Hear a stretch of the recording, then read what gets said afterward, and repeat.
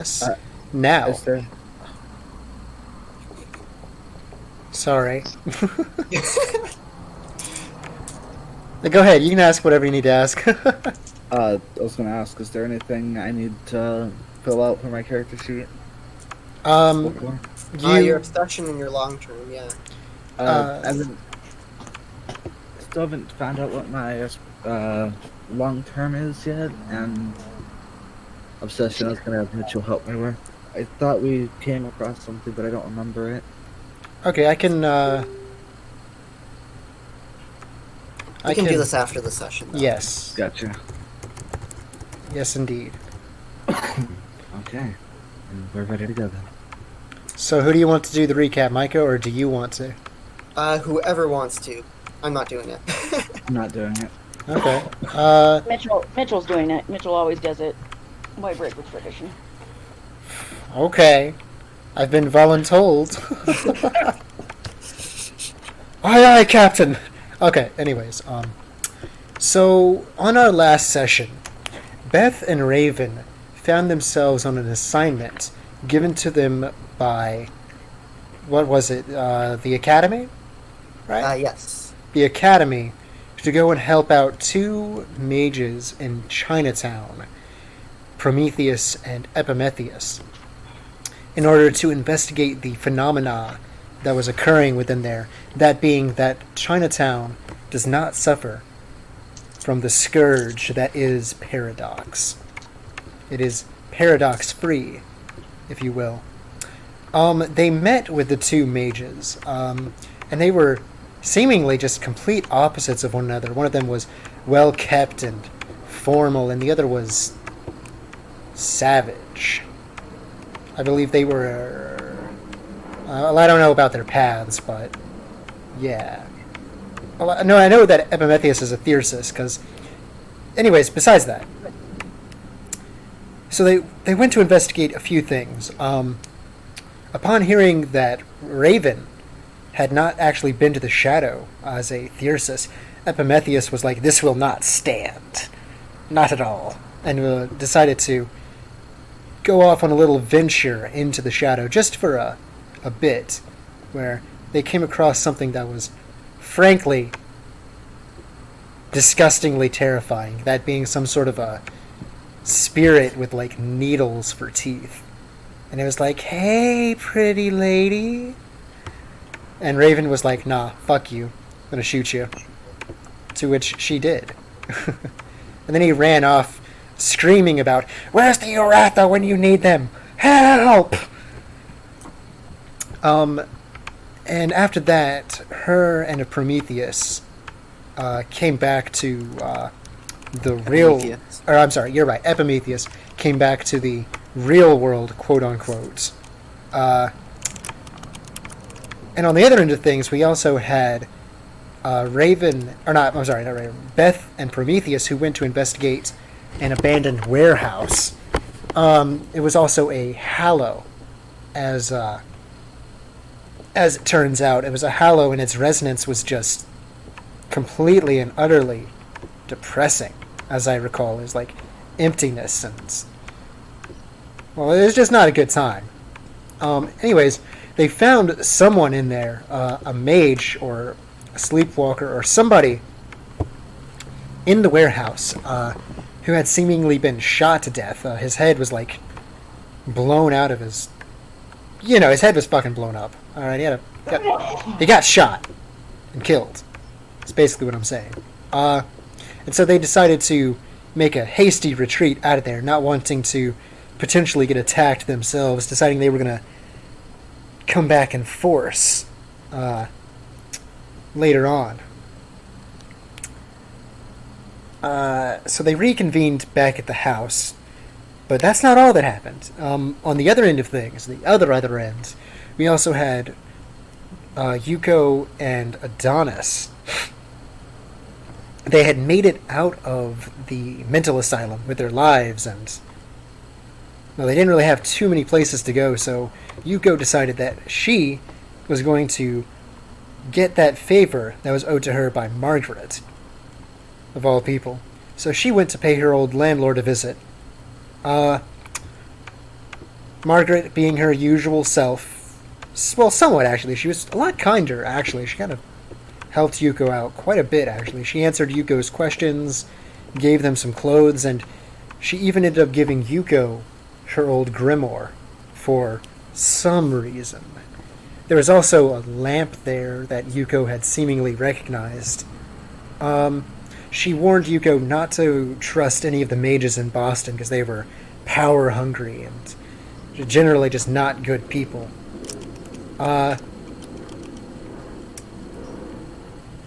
From there, Margaret was startled by something alerting one of her wards, and she's like, shut up, shut up! Your friends are here.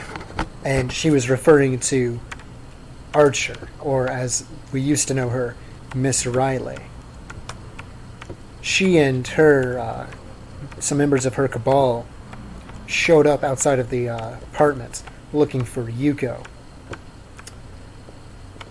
And they weren't, Yuko and Adonis weren't really too sure what the hell they were going to do, how they were going to react, what they had planned.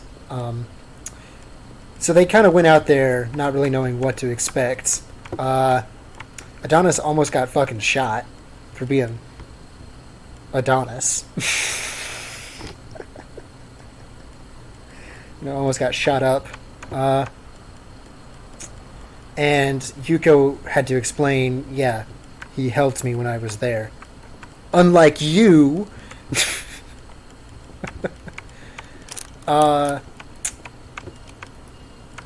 From there, Yuko explained exactly what had happened at the mental asylum. Her brother and father had shown up at the asylum and basically like killed a whole bunch of people trying to get her. And yeah, she then asked, "Do you have somewhere I could go? I don't really have anywhere to go." But I do have somewhere that you can meet someone at. Your two friends. I'm sure they'd be glad to see you again. They're in Chinatown.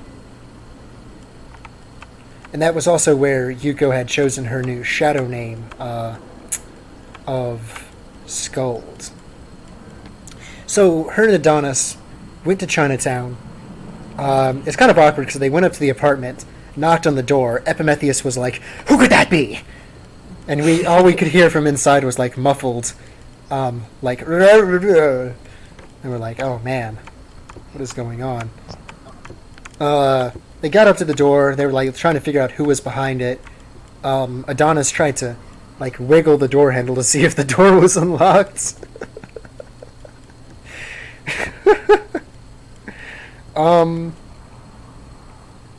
Yuko said from inside, if it means or from outside rather, if it means anything to you, Archer sent us. Prometheus and Epimetheus were like, who the fuck is Archer? But Beth and Raven recognized that name, and Beth was like, oh, why didn't you just say so? Opens the door up, to which a disgruntled Epimetheus greets us outside. Adonis stepped between Yuko and him. Is like, "Ho there, take it easy," and he was trying to woo him with his wily charms.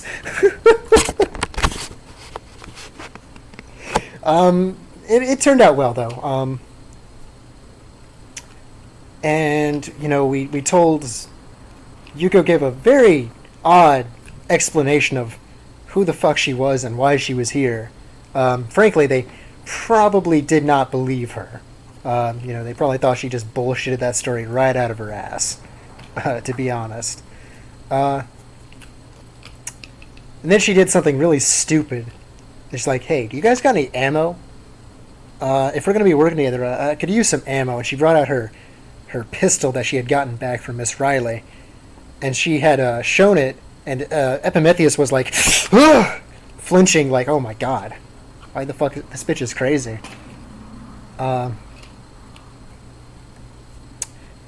But she showed him that the gun was in fact empty. It had no bullets. So I guess that may have calmed him down a little bit, perhaps. And then they explained, trying to explain what was going on, but I was like, well, we don't really know you. Beth, can you vouch for her? And Beth was looking at Yuko kind of hesitantly, like, I don't know. And then Yuko, in usual fashion, touches Beth on the shoulder. You can trust me. Come on, Beth. And very, very unethically, perhaps, well, she didn't really have much of a choice, to be honest, used her mind magic to compel Beth into wanting to vouch for Yuko. And she succeeded in doing so. So a bit more conversation passed about what exactly was going on, what the plan was. There was no ammunition to be found for the pistol, but that was okay because Yuko had her scalpel. And she joked a bit about, they'll never see it coming. And then her expression grew just completely just downtrodden, just swung the whole other direction. Yeah, they'll never see it coming. One of the NPCs, Prometheus, noticed this, and he's like, well, it's probably best if we go to bed for tonight. We don't have too many beds, but you're welcome to sleep in here. I believe that Adonis found a spot on the floor or a couch or something. But Yeah, it was the couch. Yeah. But Scold had actually decided to go outside and sleep in the car with the broken ass windows in the middle of Chinatown. And the glass all over the seat. And the glass all over the seats. And I believe also that just so as a reminder, Micah, Mm-hmm. that Adonis had made a roll to see if he could find a lighter, and he had gotten an exceptional success. Indeed. Yeah, I believe you did find a lighter, didn't you? Yeah, I found the lighter. I was also given a baseball bat. I believe. Yeah. That I remember Beth had a baseball bat in the trunk of her car. I don't believe you found one. Yeah, yeah, that's right. She just handed it to him. Oh, she handed it to him. Okay. Okay. Watch the baseball bat become his dedicated magic tool.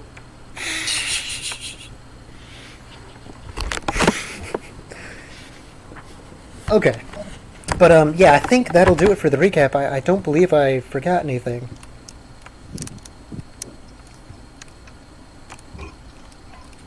You don't remember you forgot anything? But the trouble is, I can't remember what I forgot.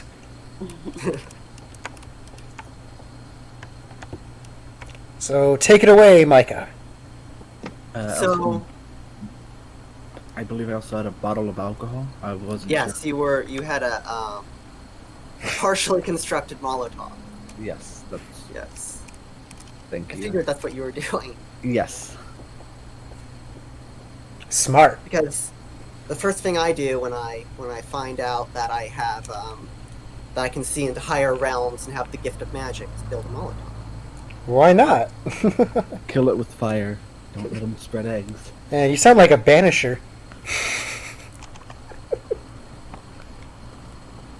Anyways, yeah, sorry about that. So, no, you're fine. I'm just gathering my thoughts. So you'll settle in for the night. It's fairly late, and Prometheus assures you that you'll be rising early, so you settle in to get what sleep you can. Some of you have more success than others. And, Raven, you in particular, for whatever reason, perhaps it was your victory over the spirit and the shadow, perhaps it was the fact that you found dedicated yourself to a shadow name. But you fall into a very deep sleep. And from the darkness of your mind, a dream creeps forward. You hear a voice, deep and ominous, booming forth, echoing through the streets of Chinatown. Come to me.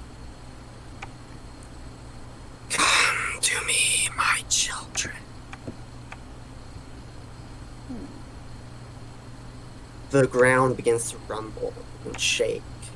And as you look out through the window of your bedroom, you see cracks begin to form in the main street of Chinatown. A massive figure begins to explode forth from the ground. Massive, indistinct. Green light floods forward, blinding you. Hmm. And then the rest of your dream is shuddering shapes and indistinct images. And a heart unceasing. Did you say heartbeat? Yeah. Hmm. All throughout your dream. Wow. Pounding like a drum. Almost. Meanwhile, Scold, you're having a less restful sleep, a less deep sleep by far. In fact, the cold wind blowing through the car, shouts and screams from down the street.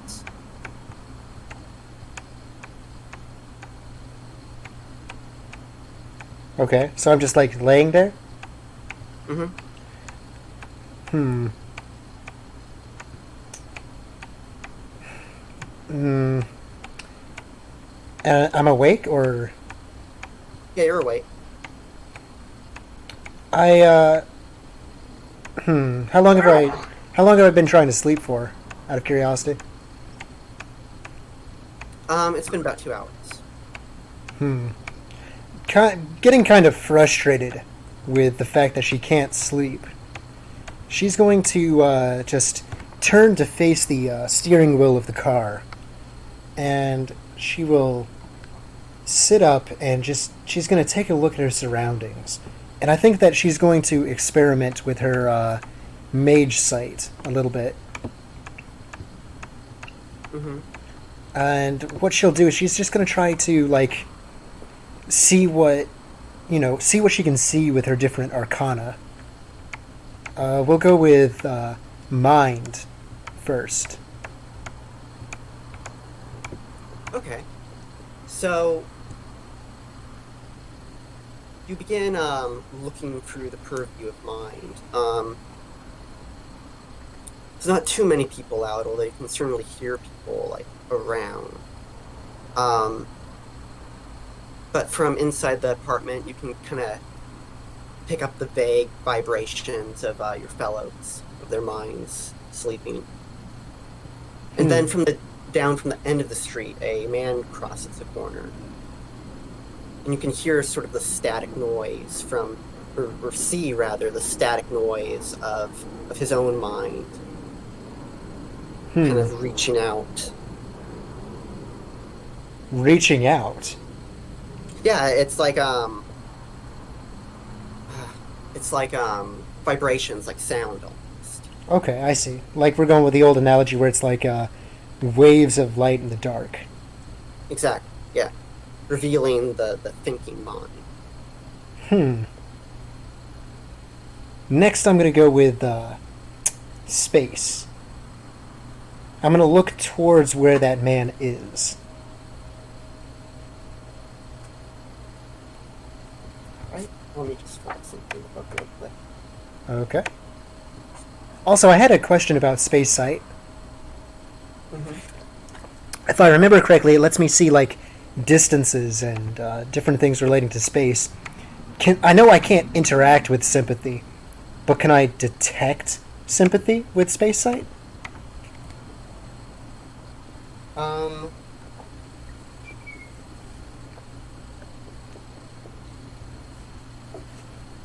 No, you can't. Okay. However, you can tell the exact distance he is from you. How far away is he? 60 feet and getting closer. Is he coming towards me? Yes. Fuck. Seems to be drunk. He's kind of just like staggering back and forth. Also, space sight, you would be able to instantly judge distances, range bands, and cover, allowing you to know what bonuses or penalties would affect. before the character acts, so you can tell how good their cover is, essentially. Cool. Okay. It will also allow you to detect scrying windows, spatial warps, and the presence of portals. Do I see any of those things? No, you do not. Okay. And lastly, I'm going to use Fate.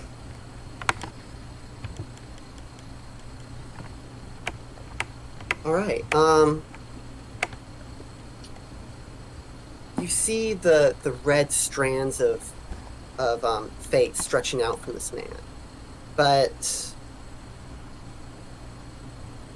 normally these strands would kind of like lead them in like the in like the direction their destiny is like tugging them to go in. But his strands immediately seem off to you.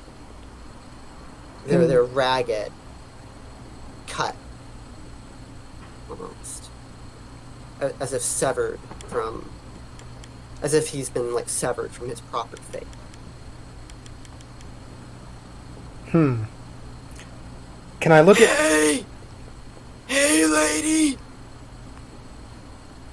He starts to stagger towards the car. Oof. I don't like that. You got some change? I'm gonna look at him and I'm gonna say no, and don't come any closer. He keeps coming closer. All right, I'm gonna take out my judge.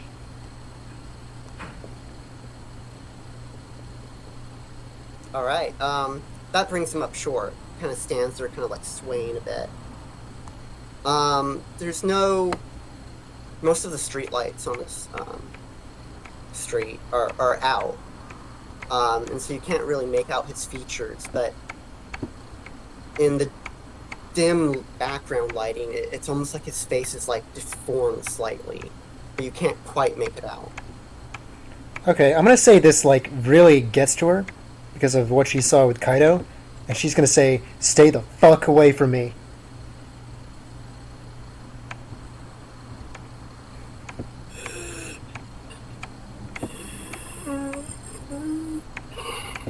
What's wrong with you?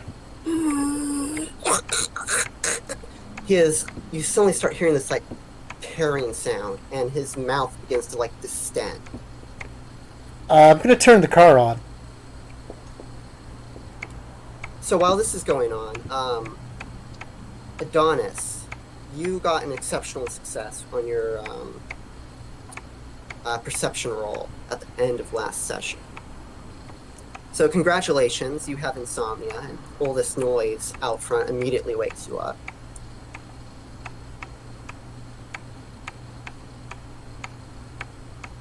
Jacob, you there?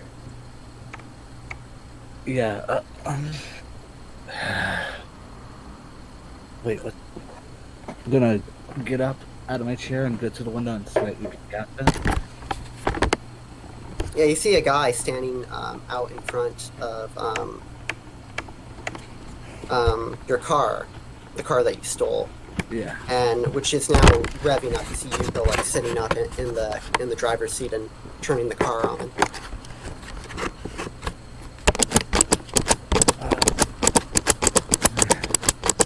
As the inside lights of the car flash on, you see the man's face clearly, and it's like there are like coils of chains like wrapped around like the inside of his skull, and his skin is like bulging and distended because of it. And as his mouth like as his jaw like dislocates, like coils of chains begin pouring out onto the floor. And Yuko, you see this very clearly, as do you, Adonis. More worried about more worried about Scald than the rest of the party in here. Adonis is gonna unlock the door, swing it open, slamming it shut behind him to attempt to wake people up, and running out with the baseball bat. All right. I see this, right? Yes. I'm gonna say that the fear that Yuko is feeling towards this man, like, overtakes any sort of, like, rational thought, she was gonna have, and she's just gonna try to run him over. Well, he's standing like right next to the car. Oh shit! Like how close is right next? Like 2 feet. Like, let's say 20 feet. That's pretty far. I mean, I can definitely run somebody over pretty good at 20 feet. But they're on the side of the car. They're not angled. Oh, they're on the side of the car? Yes, they are. They were approaching from the side of the car. Okay, I'm going to, well, fuck. Can I... I'm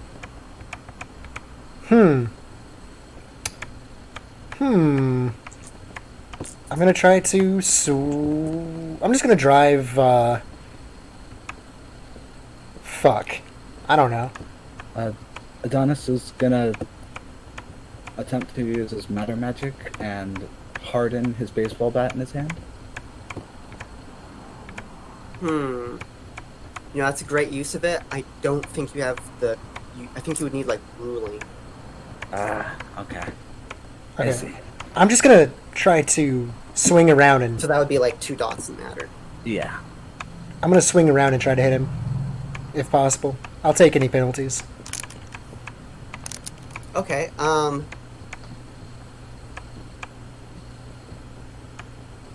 Okay, it's gonna be a drive dexterity check. Perfect. And it's gonna be at a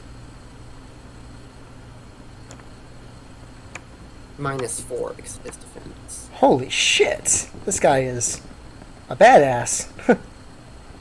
Okay, so I have 6 die, and he's -4. Okay, so rolling 2. Okay, I got rolled 2 die, and I got 2 successes. Okay, nice. So yeah, you veer into him, and like the front of your car like slams into his gut. He makes a kind of sound and like falls onto his hands and knees. Oh, he doesn't even get sent backwards. He just falls onto his hands and knees. Holy shit! And he immediately leaps back to his feet and then takes off sprinting down the street. Okay, in that case, Coils of chains like dragging along behind him, clanking against the ground as he runs off down the street and down an alley. okay, in that case, I'm gonna say that she's gonna do the same, and she's not even gonna shut off the fucking car. She's just going to get out of the car and run up to the apartment. And she's just like, as she's doing so. What about you, Adonis? Are you okay, Scold? He asks, helping her, like, to the door. Looking at this thing just take a car and get back up and run off. Okay, I'm gonna get up to him, and I'm sort of panicked as I like just. I'm gonna say, how panicked is she? I'm gonna say she just stops up there. She's not the most athletic type. She's like, there's something wrong with that guy. Something. Yeah, I saw. Something. I saw. Do you want me to chase him down? No. I just want to go inside. Okay. I'm gonna grab the door handle and throw it back open and step backwards. Gonna allow her while I'm watching. God, it's too early for this. Yeah. So I re-enter into the apartment. Jonathan's gonna step inside as well and close the door and relock all the locks on it. But keeping watch near the window. You left the car running? I did. Yes. Alright.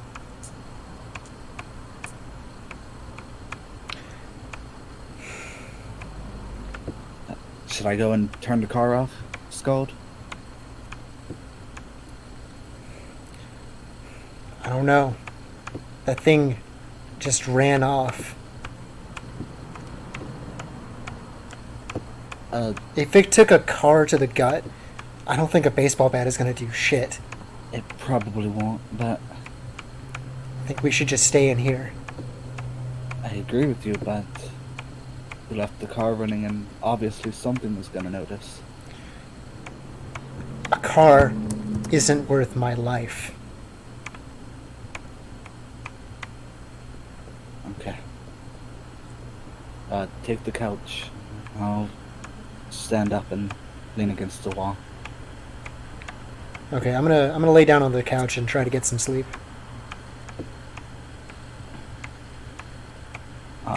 Donna, student Insomnia is gonna stay up and slowly, like, try and catch some rest, but keep one ear open.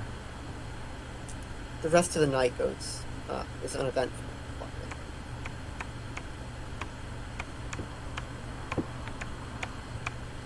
And around 6 in the morning, Prometheus and Epimetheus begin to get up and move around.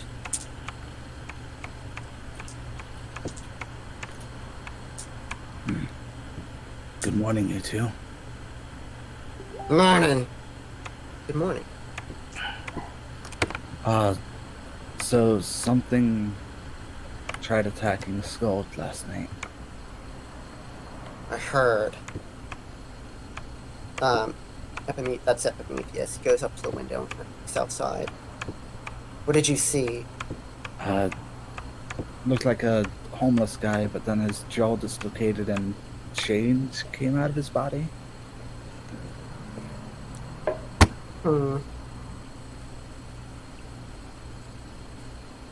Prometheus and Epimetheus exchange a look. Epimetheus kind of shrugs. Could have been one of the claimed, I suppose. Especially if this area has been, especially if the spirits have free reign of this area. The claimed? Doss is gonna look at them quizzically.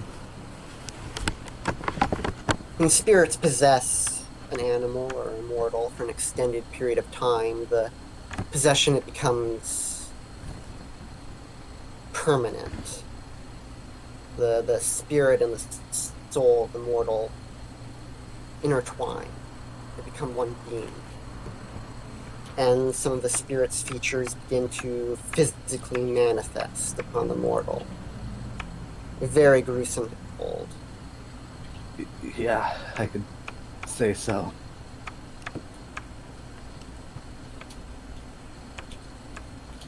You'll need to be careful. There's no telling how many of them are in the area.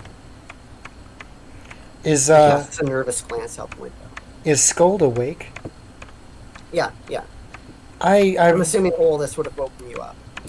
I roll over, and I say, "How do we fight it? It took a car, and it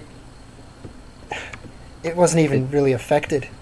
Nah, it just fell to its knees and got back up and ran off.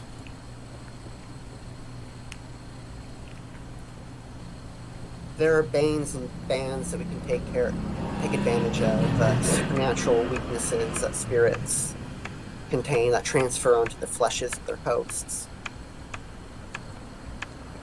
But each spirit has unique banes. How do we figure out what its bane or ban or whatever is?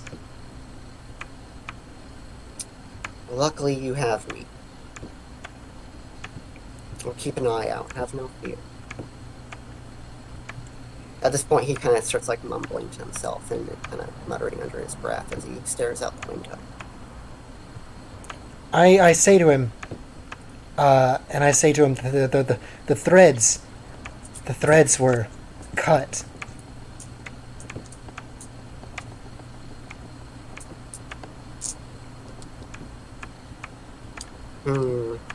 Yes.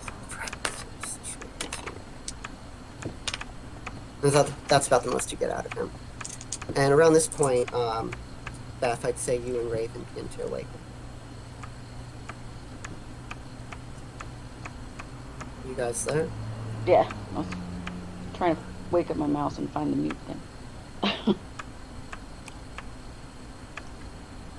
You guys want to go out for breakfast or something?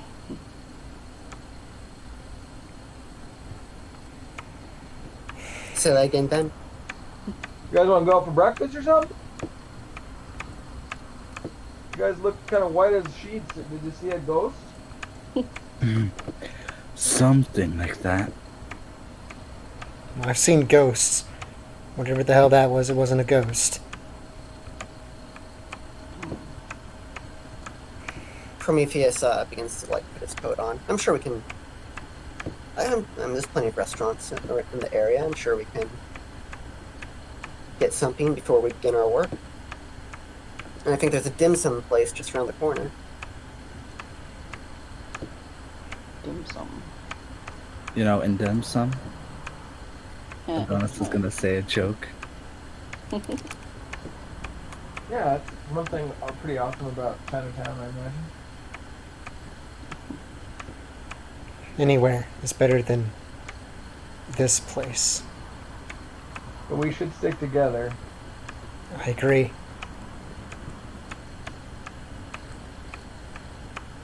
Did you say you hit him with a baseball bat or something? I hit him with a car. Oh. Oh. And he shrugged it off. That's freakish.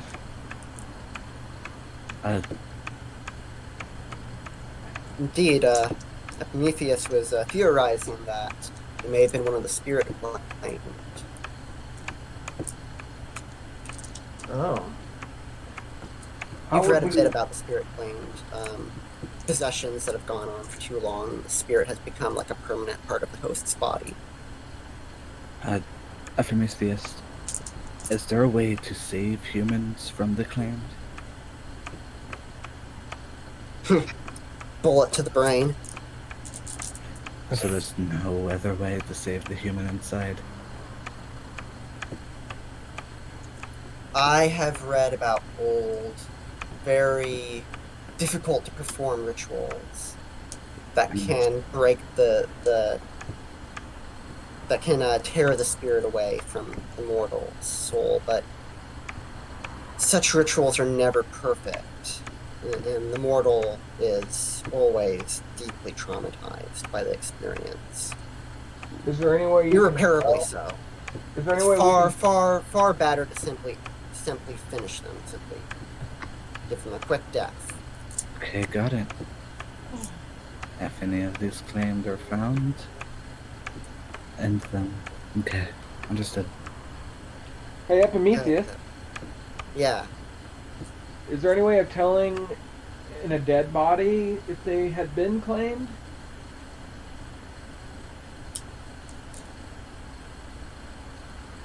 Hmm. Because that guy we were talking about yesterday definitely got shot in the head.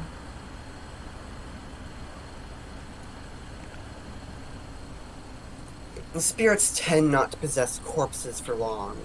Their rigor of possession causes such bodies to decompose quite quickly.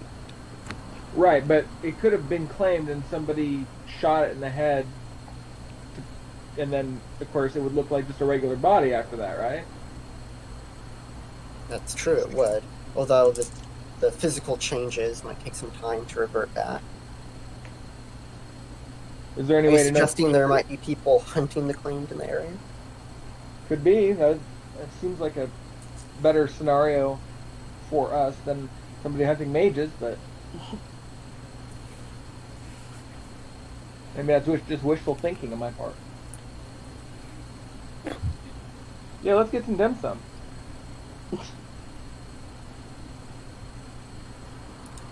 So,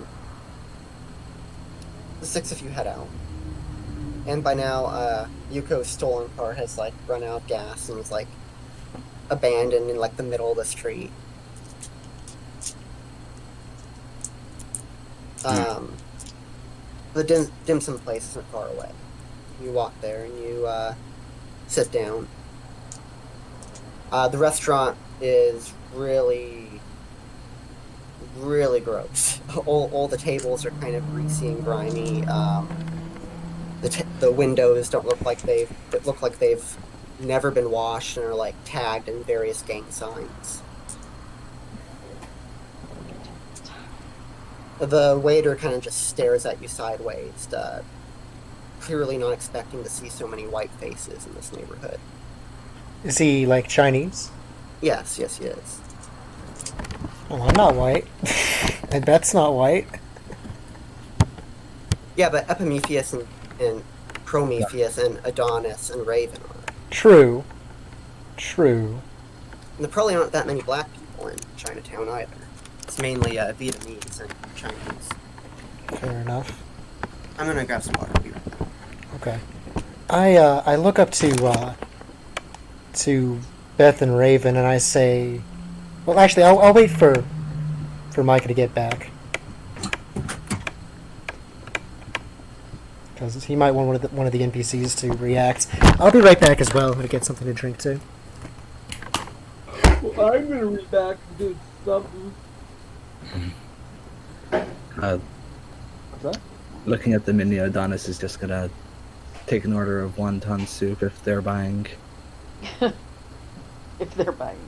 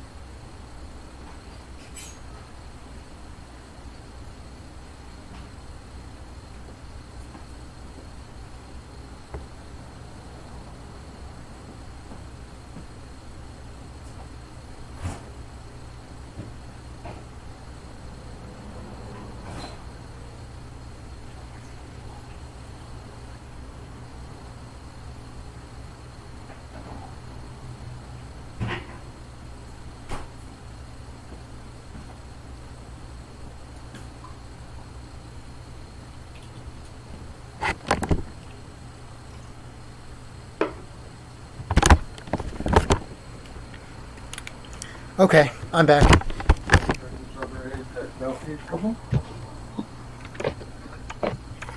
Yes.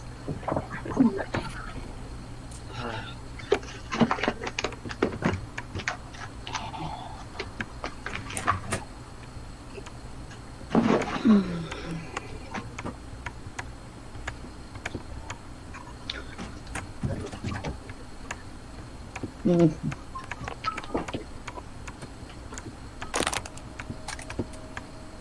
Alright, sorry, I'm back. So, I say to Beth and Raven, I ask, could one of you, if we're gonna eat here, could one of you help me out with something to eat? I don't have any money. I don't think Adonis does either. I got you, boo.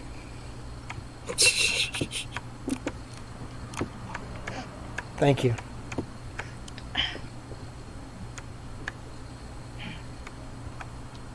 And she's quite hungry actually now that she thinks about it. Like her mind just sort of like wanders to when the last time she ate was. And yeah, it's been a while. Mm-hmm. So eventually they come back and they if you've ever had dim sum before, they roll out these like carts and you just grab what you want from them. And after everyone's grabbed the various dishes that they've ordered, Prometheus starts kind of going over exactly where we're going to go and where you guys are going to investigate. He says that it's a local park, Koi Pond Park. That should be the next place we check out. Kind of located in the center. A lot of ley lines connect to it, so it has quite the powerful resonance. So I've been told. Ley lines. You mean like those lines? They just like run everywhere, all over the city. Mm-hmm.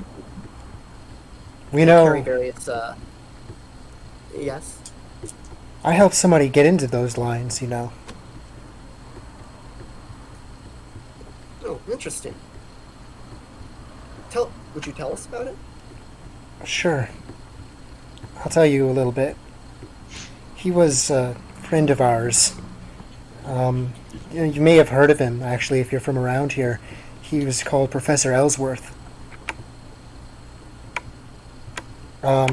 He died, unfortunately. But his one of his final wishes was he wanted to be in the lines, whatever that means. So we buried his ashes around a house. And then he's there now. You know, he's there. He might even be listening now, for all I know.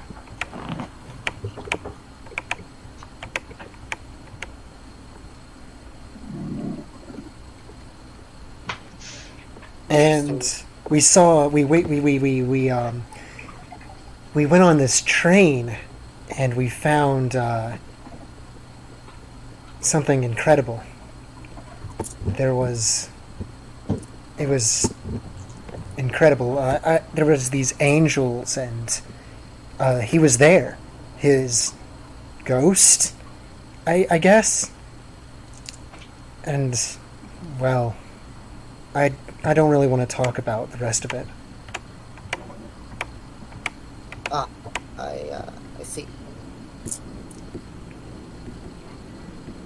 Well, no, we haven't heard of your Professor Ellsworth. Me and Epimetheus are actually from the Chicago Concilium. Oh, okay. He was really famous around here, actually. He was all three of our teacher.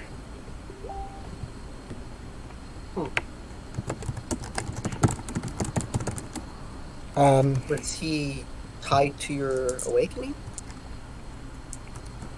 He was at the beginning. He was what caused me to... No, that's not right. He wasn't the one who caused me to go down this path. I did. But his death was what put it into motion.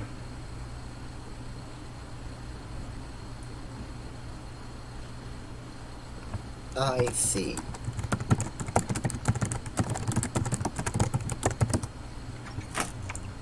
What are Trigger and Obolos doing? Just listening to the conversation, I guess. Stuff on our faces. Yuko looks up as she's eating, and she is definitely not the most socially adept sort of person.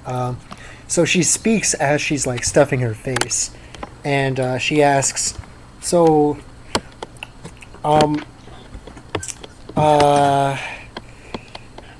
Archer talks about ghosts, and she says they aren't really the people that they were in life. What do you think?" What, they aren't what? What'd you say? She finishes chewing her food, and she swallows, and she says, "Archer says that the ghosts aren't really the people they were when they were alive. What do you think?" Who are you asking that to? Prometheus and Epimetheus. Yeah. Prometheus, Epimetheus doesn't even seem to, like, hear your question. He also continues just stuffing his face, food getting, like, crusted into his, like, beard as he does so. But Prometheus kind of sits back and he considers what you just said. I wouldn't really be the person to ask. My, death and the elements, death and ghosts are not my, forte, unfortunately. What is your forte? The energies of the universe, of fire, light, radiation, the forces that radiate through everything. I look at him for a second, and I ask, "So you're the Avatar?" The what? It's a show that they used to show on TV. Well, I would be of the Obrimos path. When I awoke, I saw visions of Olympus and all its fiery glory. Path of Remos. You know, Archer mentioned that stuff too. What are these paths? Can you tell me more about them? Yes, I can. Well, how much do you know about Atlantis and how things once were? She told me that it was real, but that something happened to it. I think there was something about a ladder or something like that, and it fell, and it caused this sort of rift between that other world and us.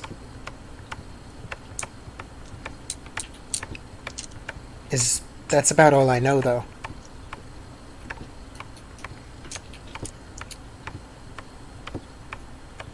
Sorry, I'm having a senior moment. What was your original question? I was asking, like, if you could tell me about the paths. Right, okay. Well, when the celestial ladder was shattered, when it was broken, not all of us were completely cut off from the supernal. You see, some of us were already up there. Most of them went on to become the tyrant gods, to the exarchs, who still to this day rule over our world and invisibly project their wills against us. They sound like assholes. Oh yes, they very much are.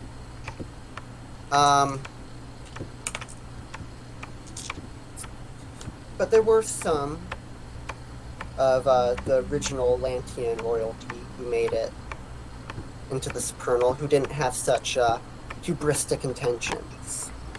And each one of them formed a watchtower, a beacon of sorts, to call to souls of the worthy.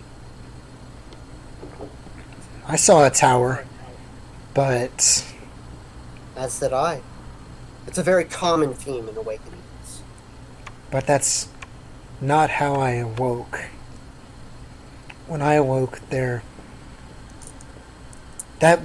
first time it was just fake, or taken away, or I don't know. I saw these thorns, and then it was just gone. And then the other time, there wasn't a tower or anything. I was still here.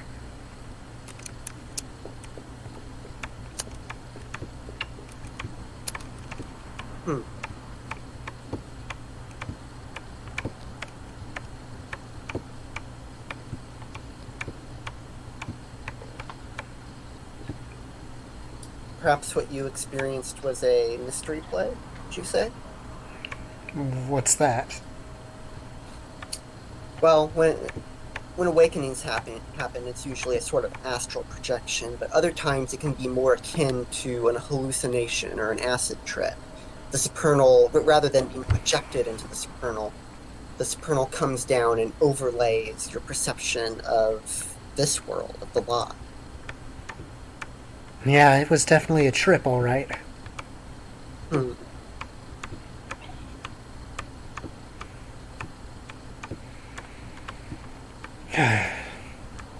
So you're in Obramos. What does that mean exactly? It means I am tied into the arcana of prime and forces. Perhaps you've heard of them. Like I previously mentioned, the forces of the universe are at my beck and call. No big deal. But also raw magical energy, the raw truth of the supernal as well. So you can control the elements with forces, but what about prime? What is that? Prime is an arcanum dedicated to raw magical energy. Not quite forces, but certainly tied to it. In a way, it also is symbolic of the raw, pure truth of the supernal. It can be very difficult to explain if you haven't gazed upon the ether like I have. What about the other paths? Do you know anything about them? Well, Epic Penis here is is a fiercest, as is your friend Trigger, I believe. Okay, and what do they do? They are tied into the supernal realm that we call the Primal Wilds, a place of unrelenting life, a place of spirit. You mean like those spirit claims? People? Indeed, the Shadow and the Primal Wilds seem to have some sort of connection, some sort of pipeline between the two of them. Fierces often have power over the domains of spirits, as does Epimetheus. So if they're connected, would it be possible to go to this shadow and then go to this wild place from there? Some have theorized that. In practice, no one has found a direct gateway to the supernal from the shadow. However, supernal verges do sometimes form the shadow, rarely, however. It's often believed that the shadow is a bit more of a bit further from the supernal than we are right now. A bit more of a lie within a lie. Well, that sounds... I don't know. Never mind. What's a supernal verge? A supernal verge is like pocket dimension. Like the supernal leaks down into the fallen world to form hollows, right? Mm-hmm. But sometimes, some bits of it, some chunks, were left in our world, almost severed away from the whole, and they form their own kind of pocket worlds in the corners and forgotten places of our own world. Very rare, but very valuable. Yuko asks a question, and she asks, so when a person has a mystery play, like you said it was, does the area become a verge? Say that again, my girlfriend is... Is mayonnaise an instrument? Totally. Instrument. Totally. Anyways. Mitchell said totally. I heard something about mayonnaise, but what? Taylor is asking if mayonnaise is an instrument. I have no idea. I don't even fucking know. SpongeBob. That it very much depends on how you use it. Anyways, Yuko asks, so when somebody is having one of these mystery plays, like you say, does that area become a verge? No. No, they do not. But they sound so similar.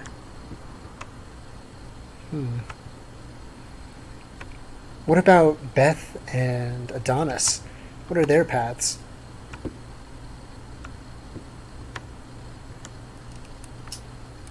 Well, based on what I was told, I believe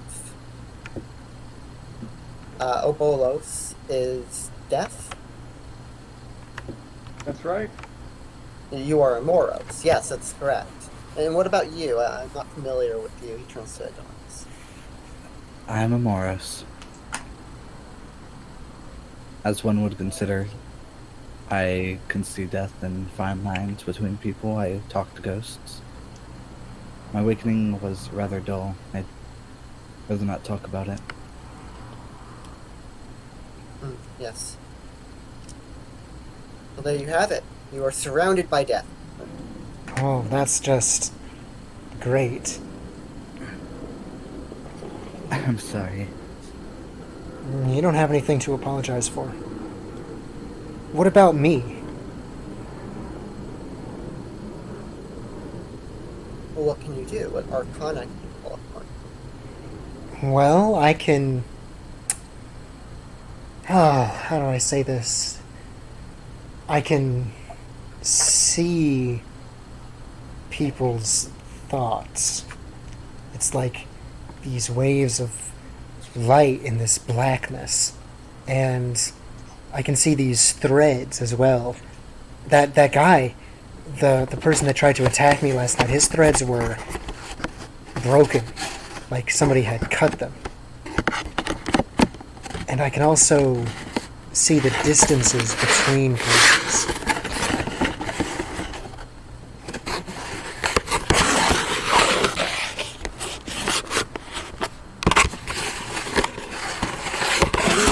You are what they call a mestigos. Yeah, Archer mentioned that too. But that was before my awakening. She said I had you pinned as a mastigos. I didn't really know what that meant. Estios, that causes cancer, right? No, mestigos. Not asbestos. Oh, Other fellows.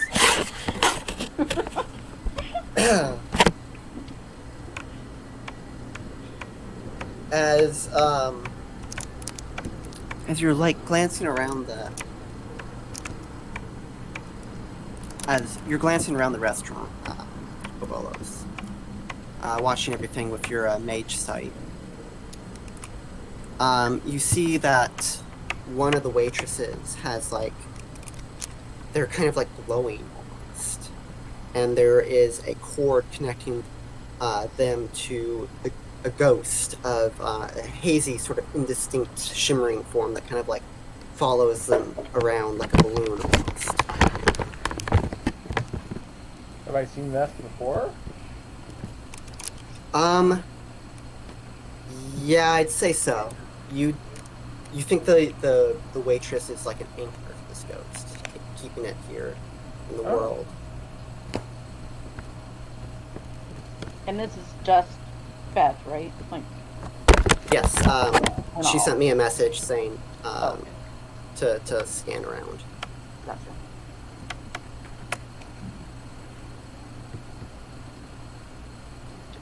I will, I guess, go into that next higher level of Mage Sight to see if I can't see more about the connection between the two of them, or maybe get a better idea of what the haziness, maybe there's some kind of pattern or something in the haziness that I can recognize.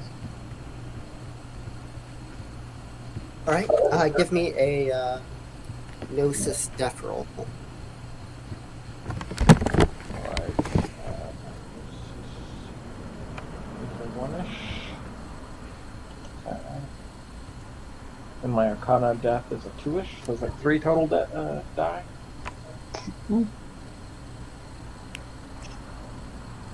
Do I have to, I don't know, intercede, be somehow touching the ghost area or something in order to, No, not with Mage Sight.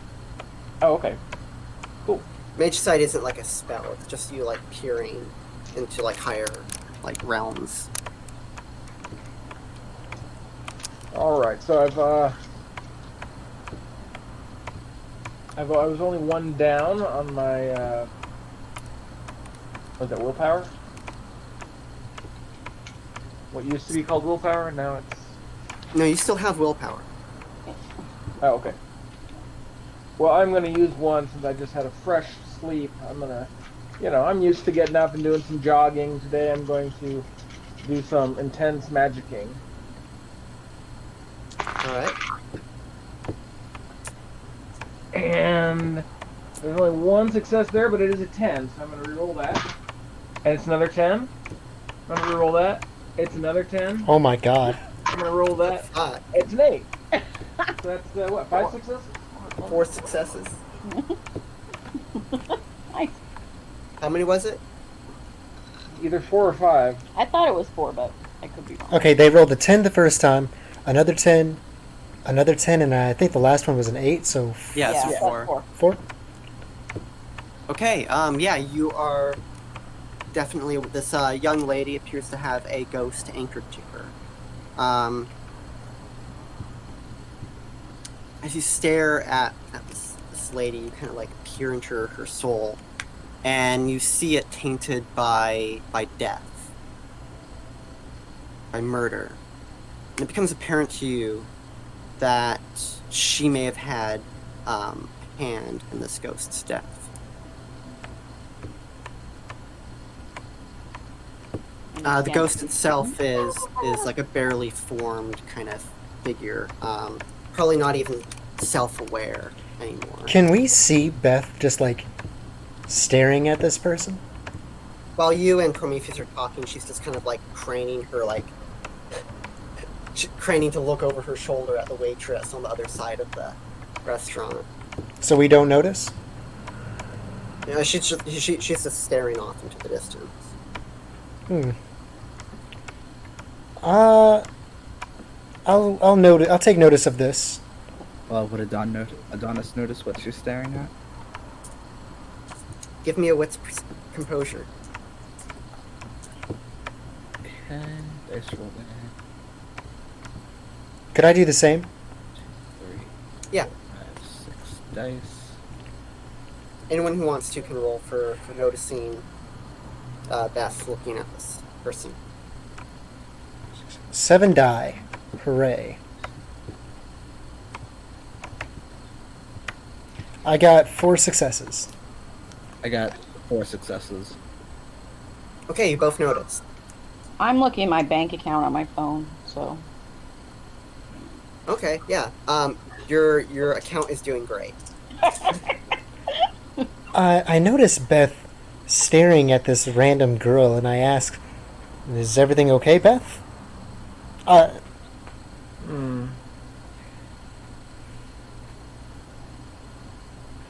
Well, I'm just looking at people's connection with death. They usually don't like me to talk to them about it, but I think we may have one of those metaphorical angels of death here. I wonder if her husband or father or brother has some sort of cancer or something and needed some assistance. I'm going to look over at this waitress.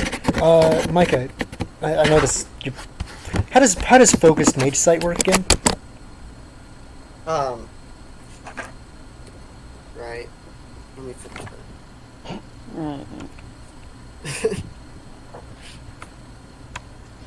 Focus mage set.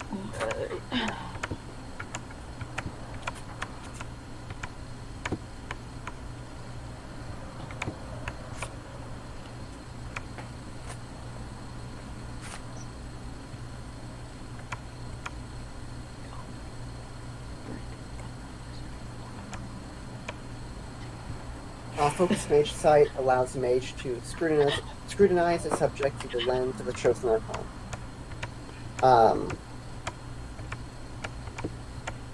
So it's just a more like intense version of like the traditional. Does it cost anything to use? Just your soul. Oh God, please no.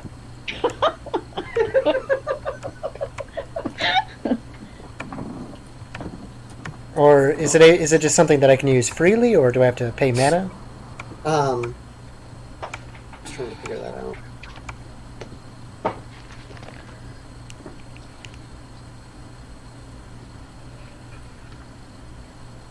So when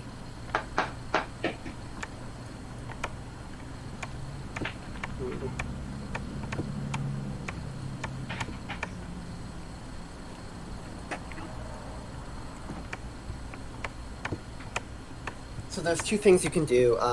Do you remember I talked about when we were dealing with the tree? Yes. It had an opacity rating.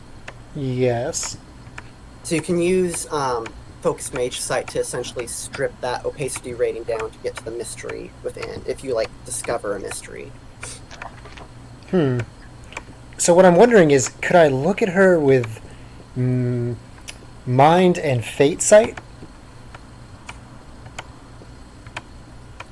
Yeah, you could. Okay. I shall. I'll go with mind sight first. What do I need to roll? So what are you, like, trying to do? Because with mind sight, you would be able to detect the presence of a thinking being. Do ghosts count as thinking beings? Yes. Some of them. Well, You sometimes. said this one doesn't really look like it's Even self-aware. self-aware, right? I guess. Yeah, it's- sometimes. Sometimes it does. Hmm. It also allows you to tell if someone is asleep, comatose, awake, meditating, checking out of their body. The mage is aware when a character she observes gains or spends willpower. I can discern all of that by focused mage sight? With active mind sight. Active mind sight. Well, what does this person's state of mind seem to be? Are they just like walking around, acting normally?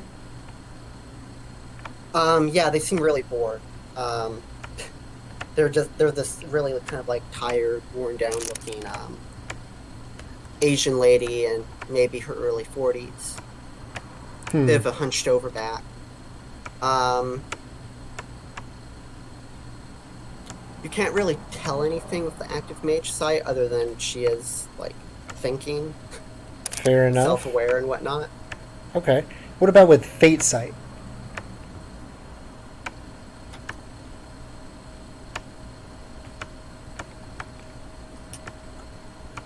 She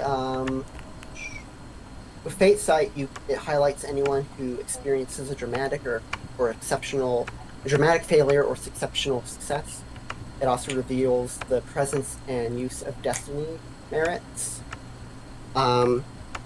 She's not failing at anything at the moment, and she doesn't really have a potent destiny. You can tell that.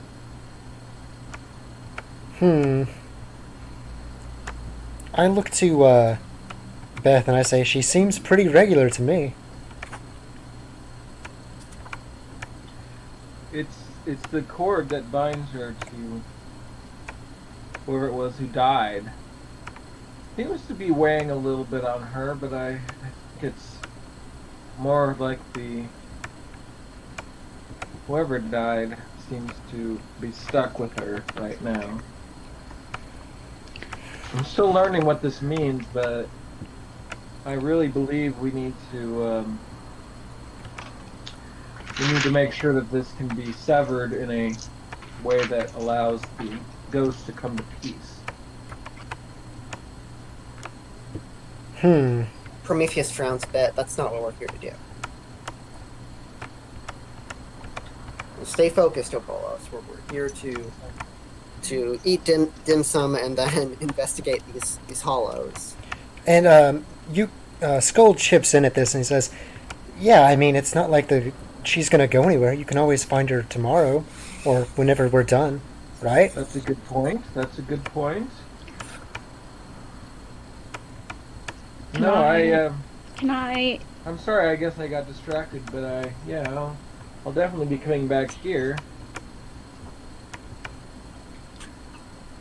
What's that, Ray? I Trigger? was I was gonna say that in the middle of all this conversing that I would, because I was just listening to it, but I want to read the woman's aura. Okay. So it's my wits plus empathy minus her. And what does something? that allow you to do again? Do you have it written down on your character sheet or recorded? Yeah, it's minus her composure, and then there are several questions, and for every success, I get to ask one question, one of the questions listed. Okay. Let's see. Do I have my god?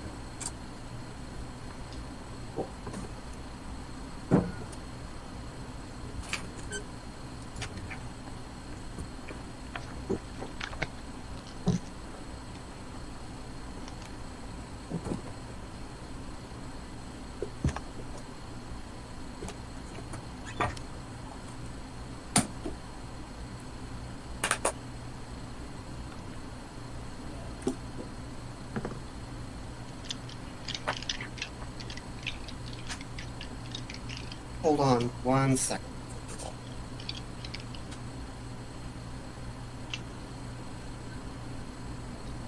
Okay, so her composure is 2, so -2. Okay. So I have to use 1 willpower to do this. Mm-hmm.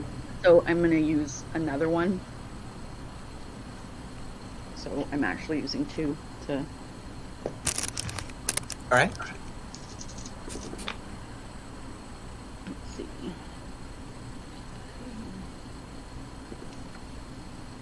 I got 2 successes. So I would ask, let's see.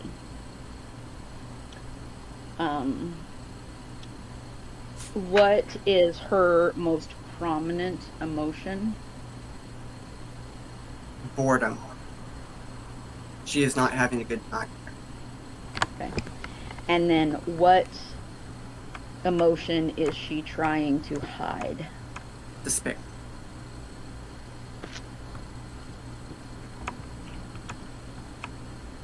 Okay.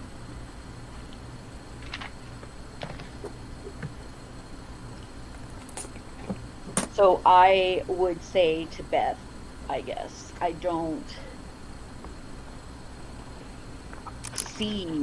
see much despair, but I don't see guilt. I don't see a lot of guilt there, so. Yes, I don't believe that she's attached to it as much as it's attached to her. I'm still learning about these, but if the ghost remains and there's a cord from it, it means there's something preventing it from leaving. I mean, it can sometimes be what it's connected to, but I think her as the anchor might be that it's more connected to her. So you say she's feeling despair, right? Yeah.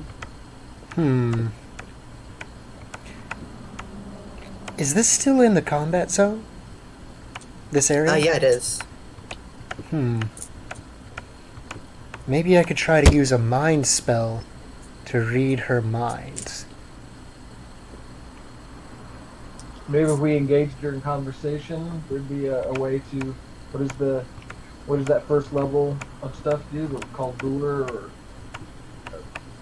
attract, something like that. I don't know what you're talking about either. That the first when you have a level 1 in Arcana on something, that translates to. It translates to compelling spells, knowing spells, and unveiling spells. Could I? Compelling. Okay, quick question, Micah.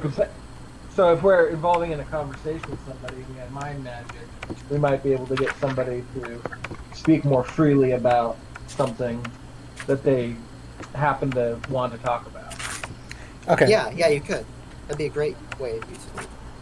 Could I try to use a knowing mind spell to discern the sense of despair, like what the root of it is? Yeah. And it's going to be withstood by her composure. Oof, that's a 2, right? Mm-hmm. Okay, so what does that reduce my roll by 2? Yes. Wait, Okay. no. It's not. Is that? It's, hang on, guys. I'm still learning the magic rules too.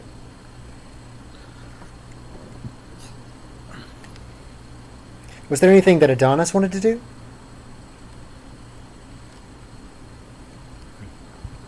Not right offhand. He's just watching the rest of the group. Just he's quiet. He doesn't say much, but he is just making sure he can study everyone in the immediate area. While everyone else is studying what they can do with magic, he's taking in the physical features of people. He's just like, damn, she looks pretty good. Gonna Johnny Bravo walk over to. I'm joking. Oh, fuck.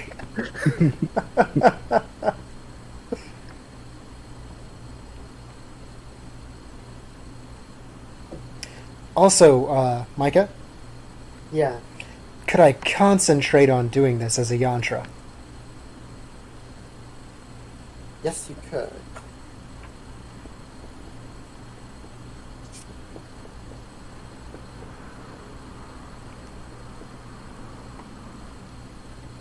However, that means you're going to have to increase the duration of the spell. By how much? And so because of her composure, it's going to be withstood by 2, meaning your spell's potency is going to have to be higher than 2. Which means I'm going to have to reach, right? Which means you're going to have to take a -4 penalty Okay. to get past that. All right. What does concentrating grant me as a bonus? So concentrating the duration has to be higher, and it gives you a +2. Okay. And then I have 1 in minds and 1 in gnosis, so that would bring me up to 4. Okay. And I'm able to reach beyond just 1 reach, right? Not without.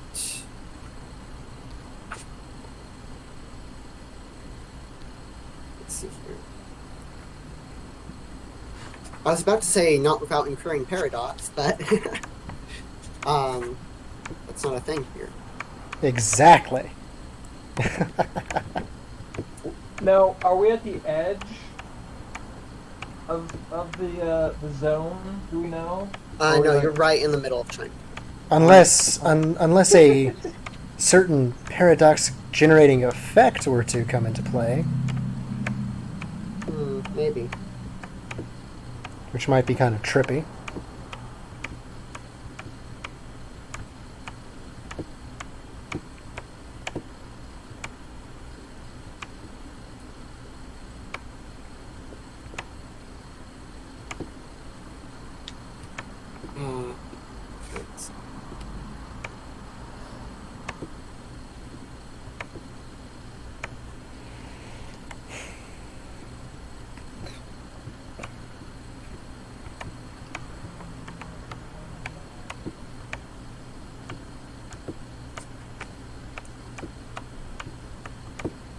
Okay, so you'll be casting for like 2 turns, and you'll gain a +2, as long as your concentration's.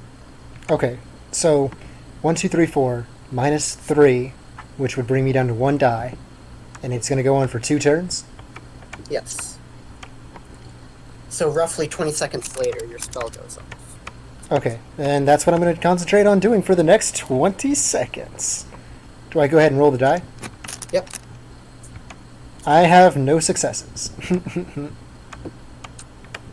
Yeah, you just can't.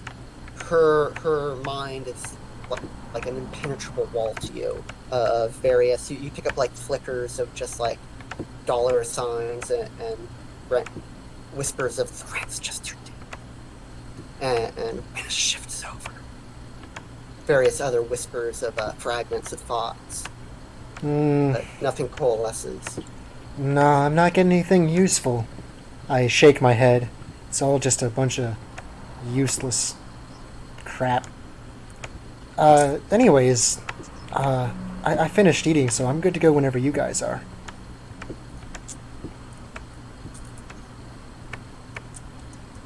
And Prometheus and Epimetheus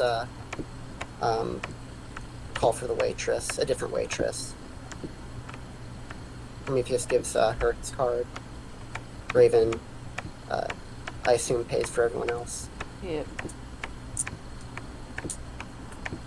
What were you gonna say, Bobolos? yeah, so Beth was spending so much time, kind of looking around. She had kind of forgotten to do the eating, so now she'll, shovel the food in as quickly as possible so she can catch up to the rest of the group.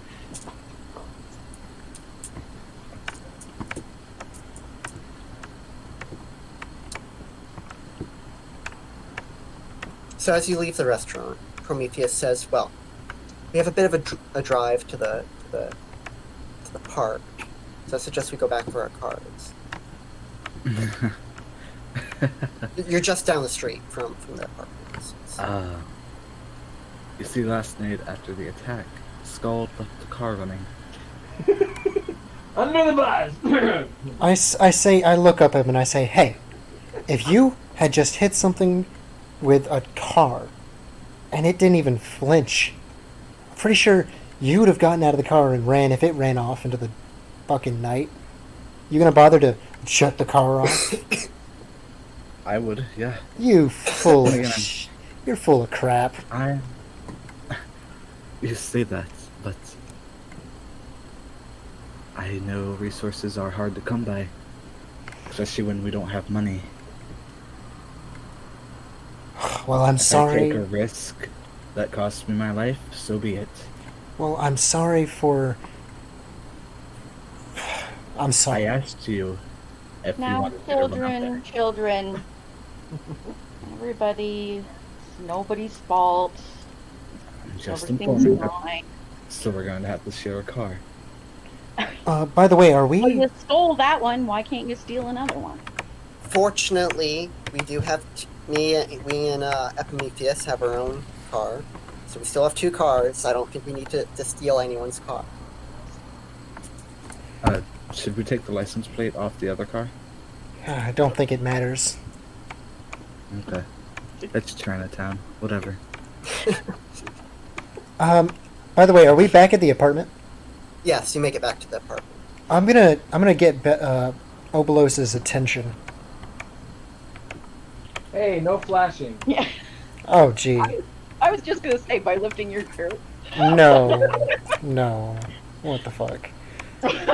So I come up behind you and lift up your shirt. No. No, I don't do that. That name will now be Goose. I'm just gonna tap on your shoulder and I say, hey, could I talk to you for a second, Beth? I think I'm going by a different name now. I think I'm supposed to, so that I don't get curses thrown at me or something. Still don't understand that yet, but anyway. Obolos is what I'm on by. Okay, could I talk to you then, Starting Obolos? yesterday, though, so don't feel bad. Yeah, what do you want? Yeah, what do you want? After all that. Yeah, what do you want?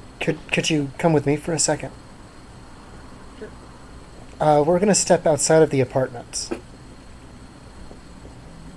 Alright, Epimetheus and Prometheus start heading over to their car, which we'll say is a Volkswagen Beetle. Because I find that vaguely humorous. Okay, that's actually I'm gonna fucking slug hilarious. I'm gonna slug the person nearest to me really quick. Punch bugging. What color is it? Oh, it's a Silver. bright yellow. Oh Oh. God. Yeah. No, we'll say it's silver. We'll say it's silver. Something a bit more incognito. Who does he punch, by the way? Trigger?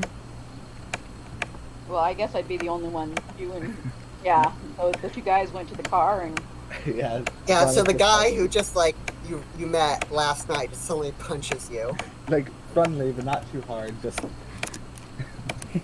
punch buggy. No punch back. punch buggy. Punch buggy. Is that really what you say? Yes. Really? Yes. That must be a regional thing. I've never heard anybody say punch buggy. It's slug bug. What the hell? Yeah, slug bug. But so it must be like a regional thing because I've lived here my whole life and I've never heard anybody say punch buggy before. I've Not never even- heard anyone say punch buggy. Man. Slug bug, though.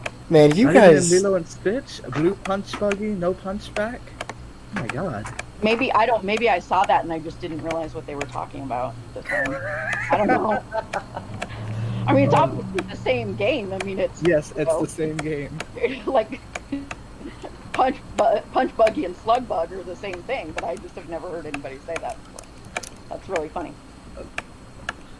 Comment down below, guys. What do you call it? Slug bug or punch buggy? Oh God. Okay.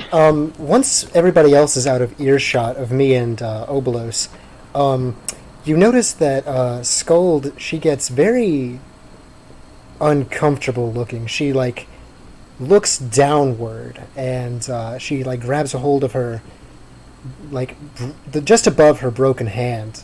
She just seems to be like thinking hard. She has this look of like consternation upon her face.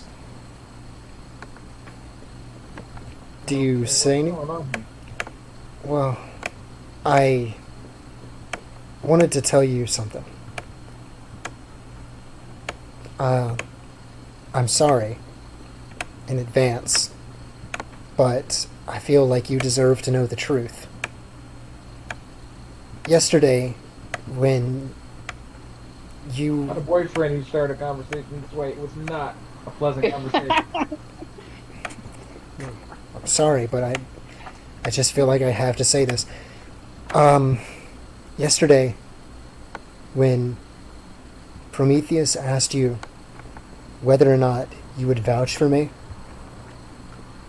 I made you vouch for me. Say that again. Oh, did you actually not hear me?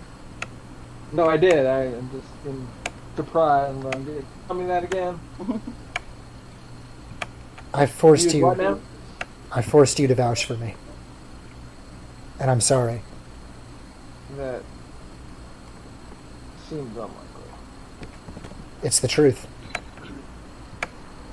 How long have you believed that you were awakened? I woke up yesterday. Okay, so your magic powers probably are not strong enough to actually make somebody do something. And if you did, I mean, I think the other people who are like master wizards, they would have noticed. So I think you're probably good. But please don't ever try that again. I didn't have a choice. If I didn't, I wouldn't have been able to stay here. They would have made me leave. Well, magic always has a cost. I mean, maybe not so much around here, but I mean in general. But no, I'm a little concerned if you're willing to use, if you're willing to try to, change people's minds and stuff. I don't know. What's up? So don't do that anymore. Huh? Anyway, she'll okay. continue to think that it was her own idea and that she. Are you gonna be she awake didn't now? Actually, succeed. Okay, do you care if I go in the room? Updating her, which probably makes a lot of sense. It probably happens quite a bit when people have their mind altered. They just assume that it's not altered, I'll be 1 second. I gotta move around for a second. I have to use the restroom, so this actually might be a good time to take a quick break. I'm going for about an hour. Okay. Excellent. I will pee all that I can pee.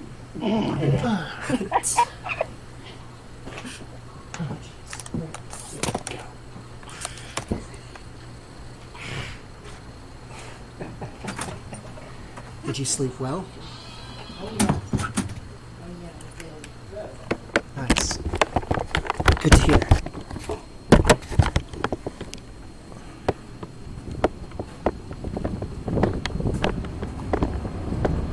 It's fine.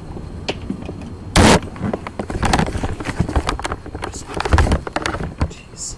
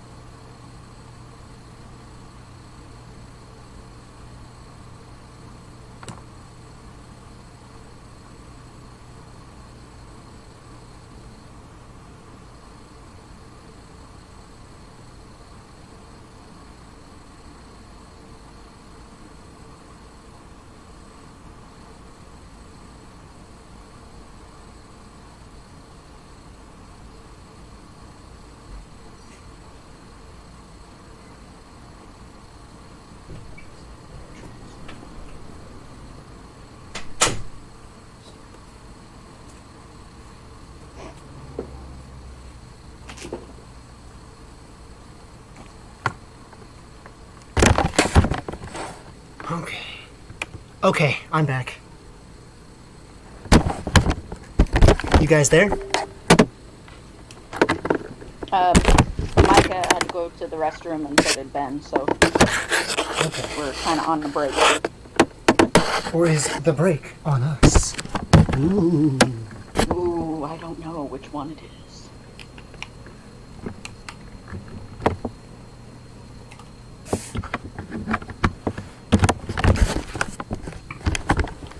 Okay.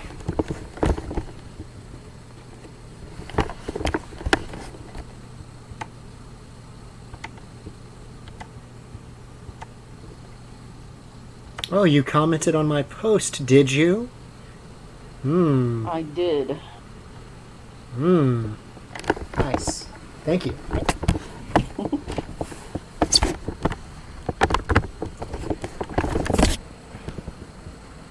Who you think you are commenting on my post? Shake my I know. And I called you a friend. Friends. So see how that is? Oh, I see how it is, alright. I never say people are dumbasses unless they're my friends. Ooh, somebody else commented. Who this? Fucking dumbass. Ooh, you gonna fight me, huh? I don't think you know what you're getting yourself into. You know, here, let me just turn on my camera here real quick. You know, I gotta do a little bit of an intimidation factor, just to, you know, show you what's up. Wow, holy shit, that's close. Oh, yeah, man, look at these gains. I mean, just look at these gains, dude. Oh, you can't handle this. I can't see you. Oh my god. Yeah. When are you gonna Did be you able really turn on your camera? Huh? Oh, I'm still here. Hello. Did you really turn on your camera? I Yes, did. you did. Yes. Oh, I can't. I don't. I just see your picture. Oh no. Rip. Doesn't show me. Feels bad. So I didn't get to see your gains. I don't know what that means, but I didn't see it. Oh, yeah. Here, let me just show you again. Or can you not see me still? No, I can't. I can't. I don't Oh. see your picture. Wait, I think Micah messaged. Was that Micah? Oh, yeah. Oh, that was you. Okay. Got yourself a sandwich And some Mountain Dew.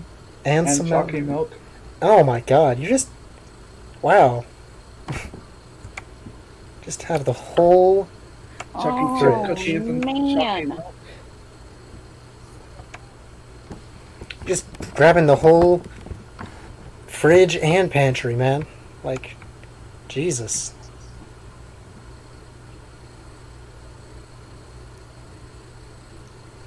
Damn it, man. Why can't you live in Cape Coral? 'Cause, man... Just 'cause. Okay.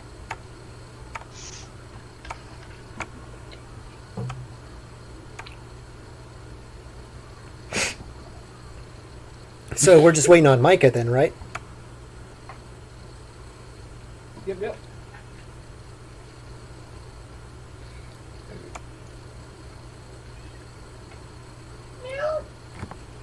Who's Cat? Is that you, Jacob? What the fuck do you think? The only guy who's obsessed with finding this guy. Hey, sir, come here. His three-legged cat. Yes.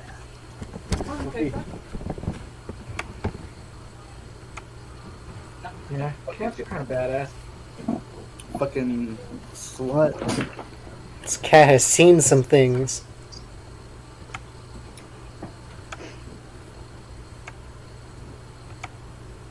Was she in the war? Yeah. How are you gonna like my my post from November 1st, 2018, Jacob? Like just now. Ooh, Jacob is deep liking. That means he's stalking. Well, he was tagged in the photo, so I mean it is kind of his business. No, but it's deep stalking or deep liking. When you deep like something, that means you like something from way a long time ago, which means that you were stalking the person's profile. No, it's right there. It's literally a photo of me right there Yeah. on his fucking It photo. looks like he just stepped out of the DeLorean at 88 miles per hour. He's gonna say to me, "Great Scott! You're angry? Okay, Jake. Okay."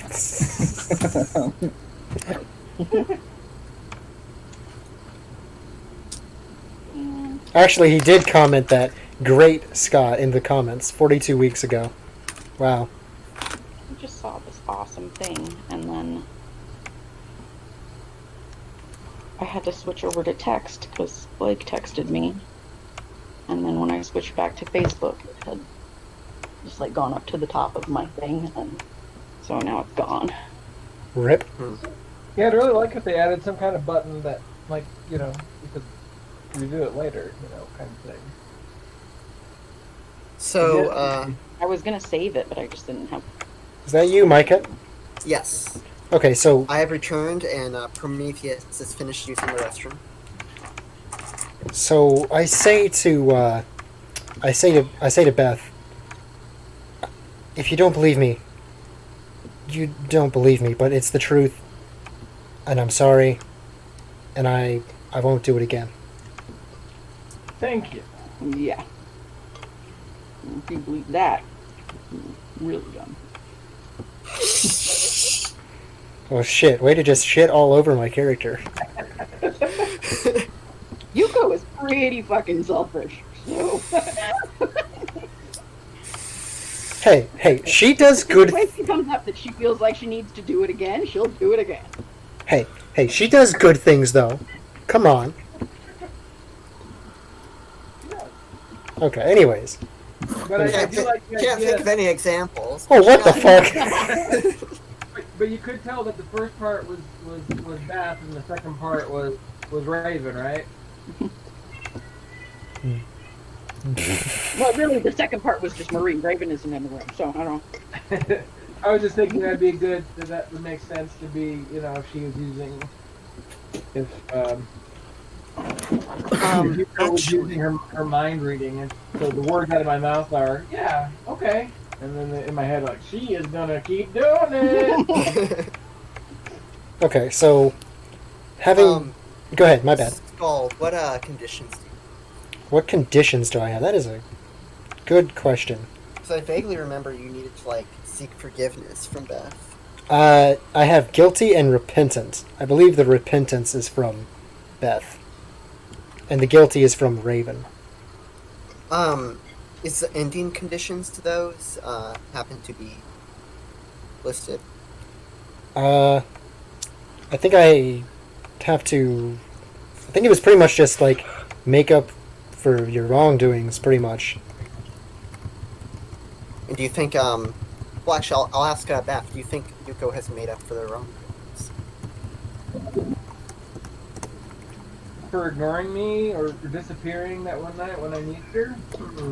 Or for trying to take over her mind, or for not paying for part of the rent, or for. Damn! Okay. Never mind then. Never mind. It's okay, guys. I'll just go cry in a fucking corner.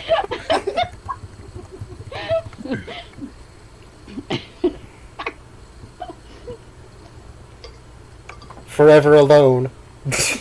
Beth is actually way nicer than Raven, so Beth might think that Yuko has repented enough.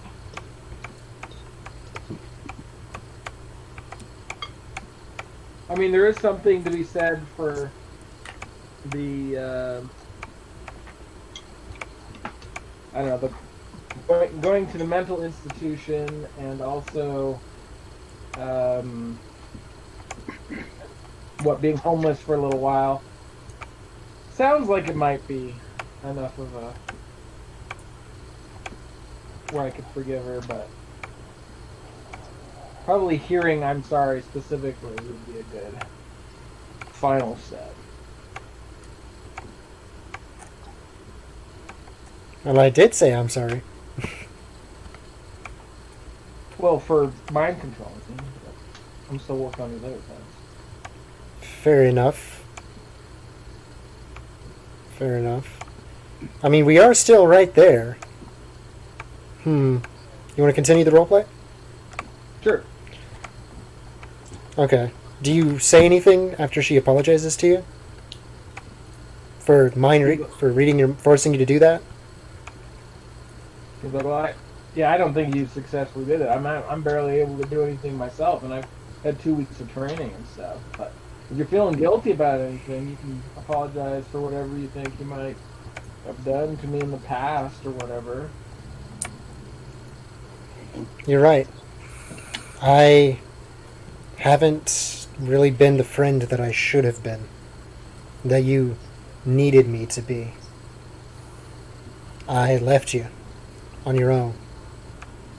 In the middle of the night in a fucking wheelchair. And I'm sorry. I am really, truly sorry.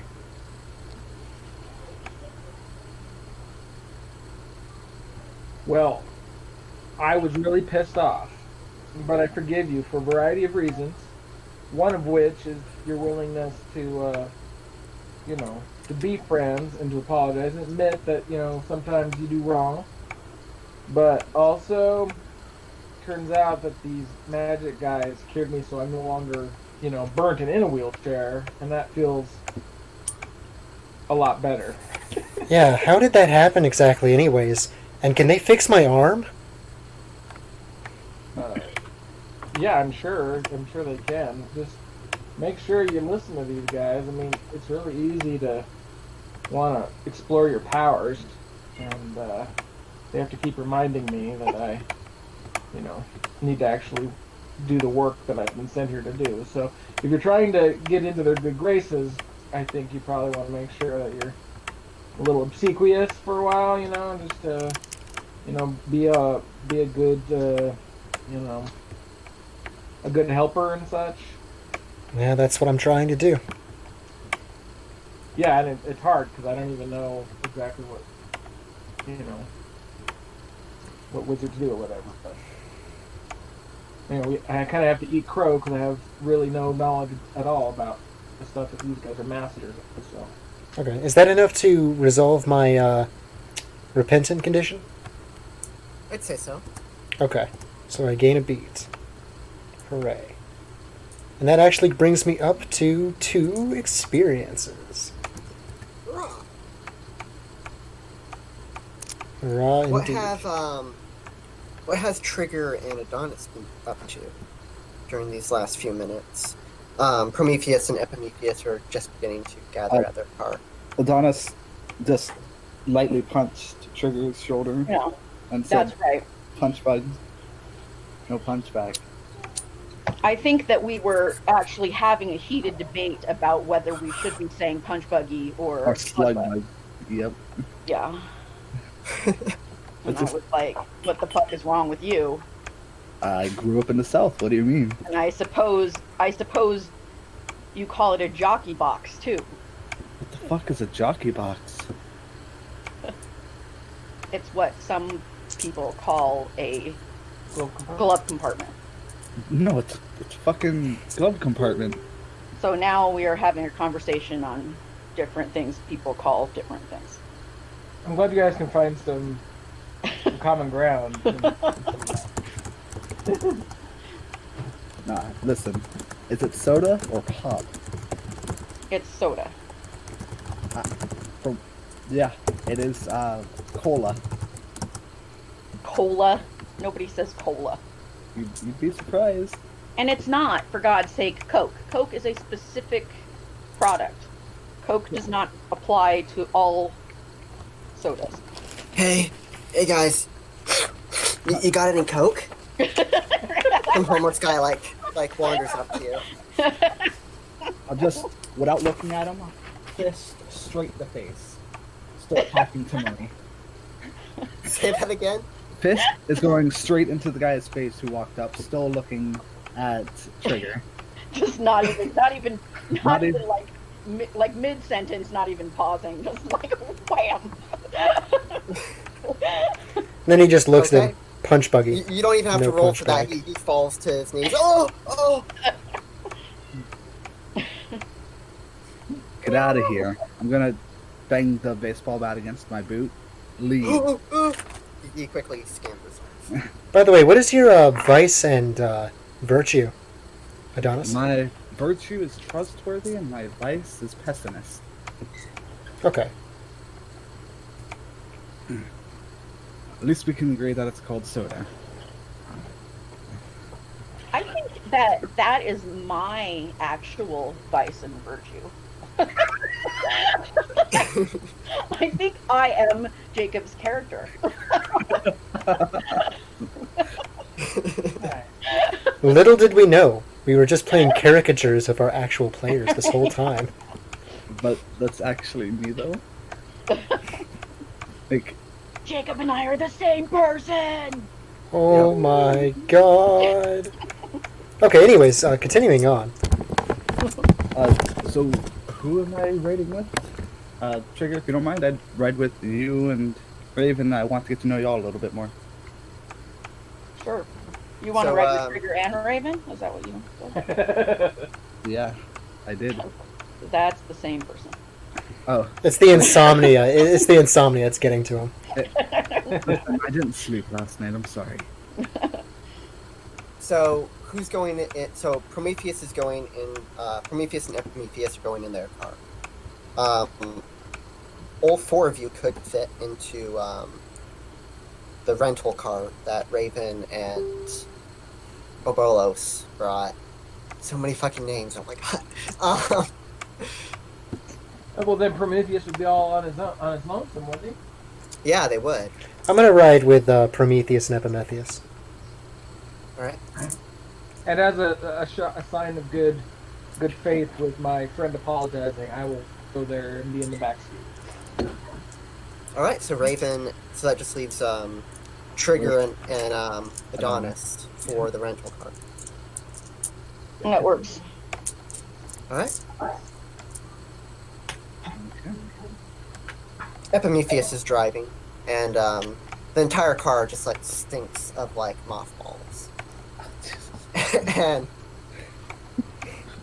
mothballs with like the vague smell of whiskey mixed in.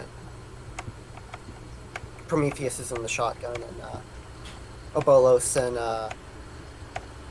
Scald. Yuko, yeah, Scald, yes, are in the back. With Trigger and Adonis following behind in their car. So, what hollow are we going to first? Well, I think we're going to the one we found the body in. Right? No, actually, Prometheus had expressed an interest in going to this koi pond. First? Hollow. Okay. Yeah, first. I mean, I don't know how long. I don't It's know. only like a 15-minute drive. Chinatown isn't so big. Okay. So you guys drive. You get there relatively easily. It's pretty early. There's not a lot of traffic. People out. And you pull into the park of this, the parking lot of this. It's kind of like this walled-off park that's long ago been shut down, just because of negligence and decrepitude.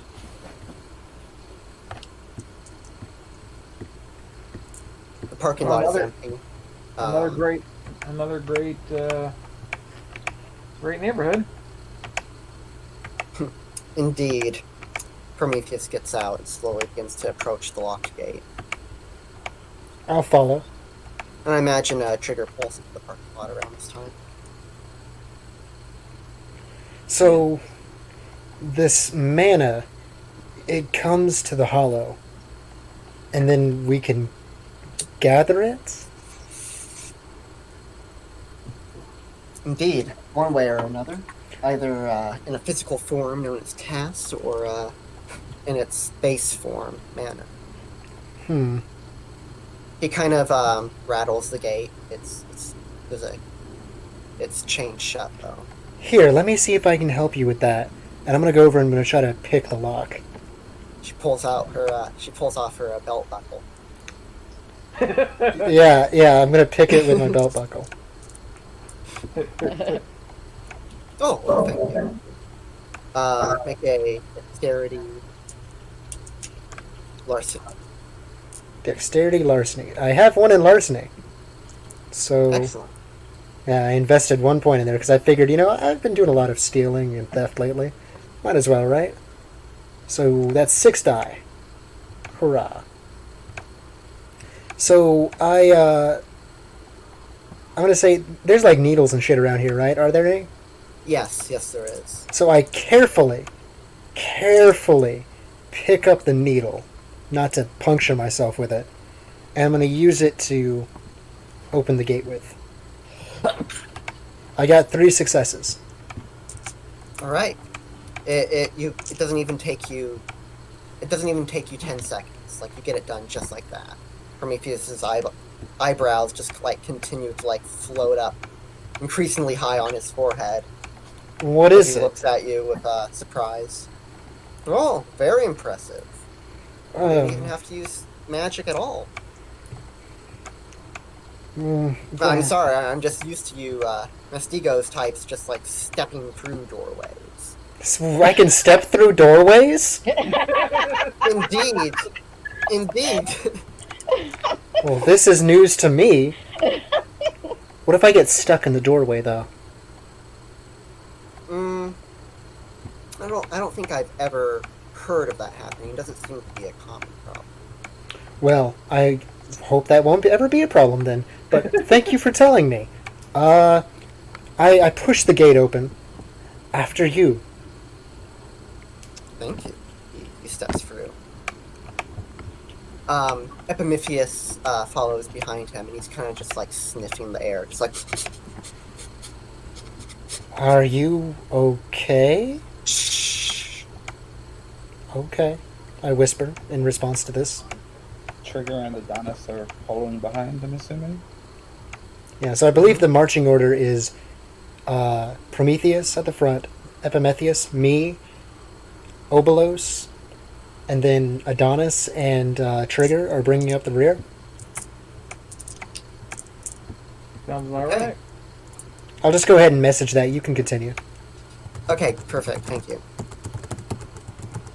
So, the 6 of you begin to walk through the park. It's been closed off forever. There's no one in here. Although, there are plenty of needles scattered about in the grass, so you do have to watch your step. It's obvious people are probably breaking in at night and whatnot.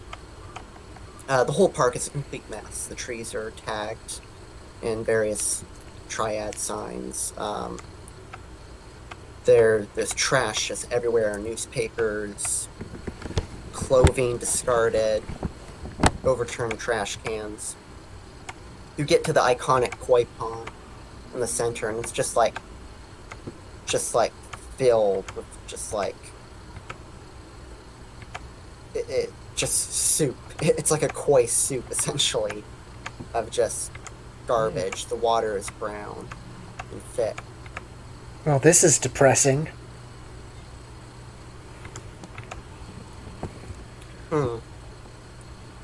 Fortunate. I'm gonna walk over. But Go ahead. My bad. the magic is still flowing through here. I can feel it. Yes. What does it feel like? Like heat, like fire. Huh. I'm gonna walk over to the pond and take a look in it. Full like the trash floating around in it, you can just barely see like the I was about to say that you can just barely see the moon reflected in it, but it's morning. Yeah, it's just this pond filled with trash. Any fish, any koi that may have been in it are long since dead. Oh, that's depressing. So, what exactly are we investigating about this area then? We're just looking around, seeing if any of the ley lines are off, or if anyone has been messing about with the hollow in any magical way. No one's sure what causes the anomaly in the combat zone, but It's theorized it has something to do with the hollows in the area. What if the hollows are just a symptom of whatever it is? Well, hollows appear really all over the place, so always in significant areas with a lot of emotional or spiritual power behind them. But as far as I'm aware, there's not anything unusual about the hollows in Chinatown, aside from the fact that they are supposedly connected to this anomaly that we're investigating. Is there any pattern to where these hollows appear?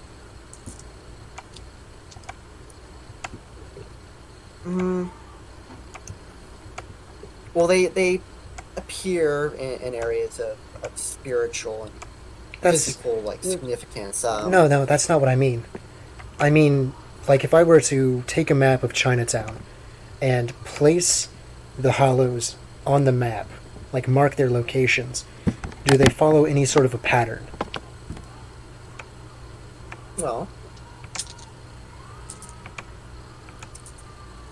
I don't. Let's see. He reaches into his handbag, and he pulls out like a pamphlet of Chinatown, like a tourist kind of pamphlet. And he walks over to you and takes out a pen and begins to kind of like highlight the areas that are hollows. And then he begins to draw like lines showing where like the ley lines crisscross the hollows. Epimetheus comes over and he kind of grunts and kind of points at certain sections of the map, and Prometheus marks them with X's to show where the loci are. Loci. The gateways to the shadow. Okay. So all of this is marked on this map now. Is there any sort of discernible pattern to them?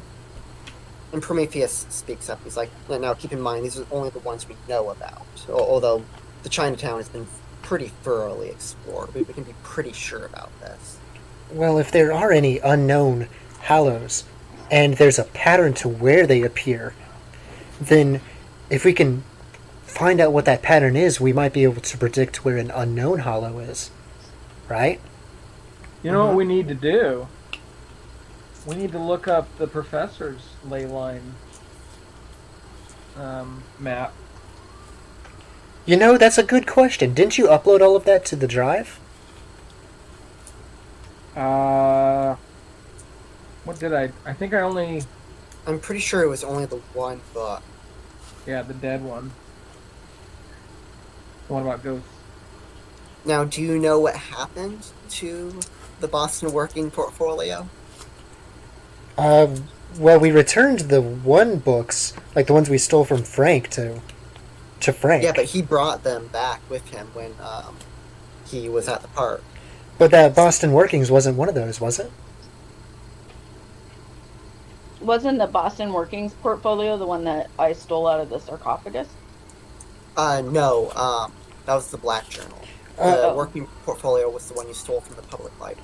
Was it? Public museum. I thought it was... Because didn't we also get something from that urn? A book from that urn? That he had in the museum? Yeah, well, the urn and the portfolio were with each other. In the museum, the though? air duct, yeah. Okay. So that was, so it was in the library, but it wasn't with the like secret books in the basement. But yeah.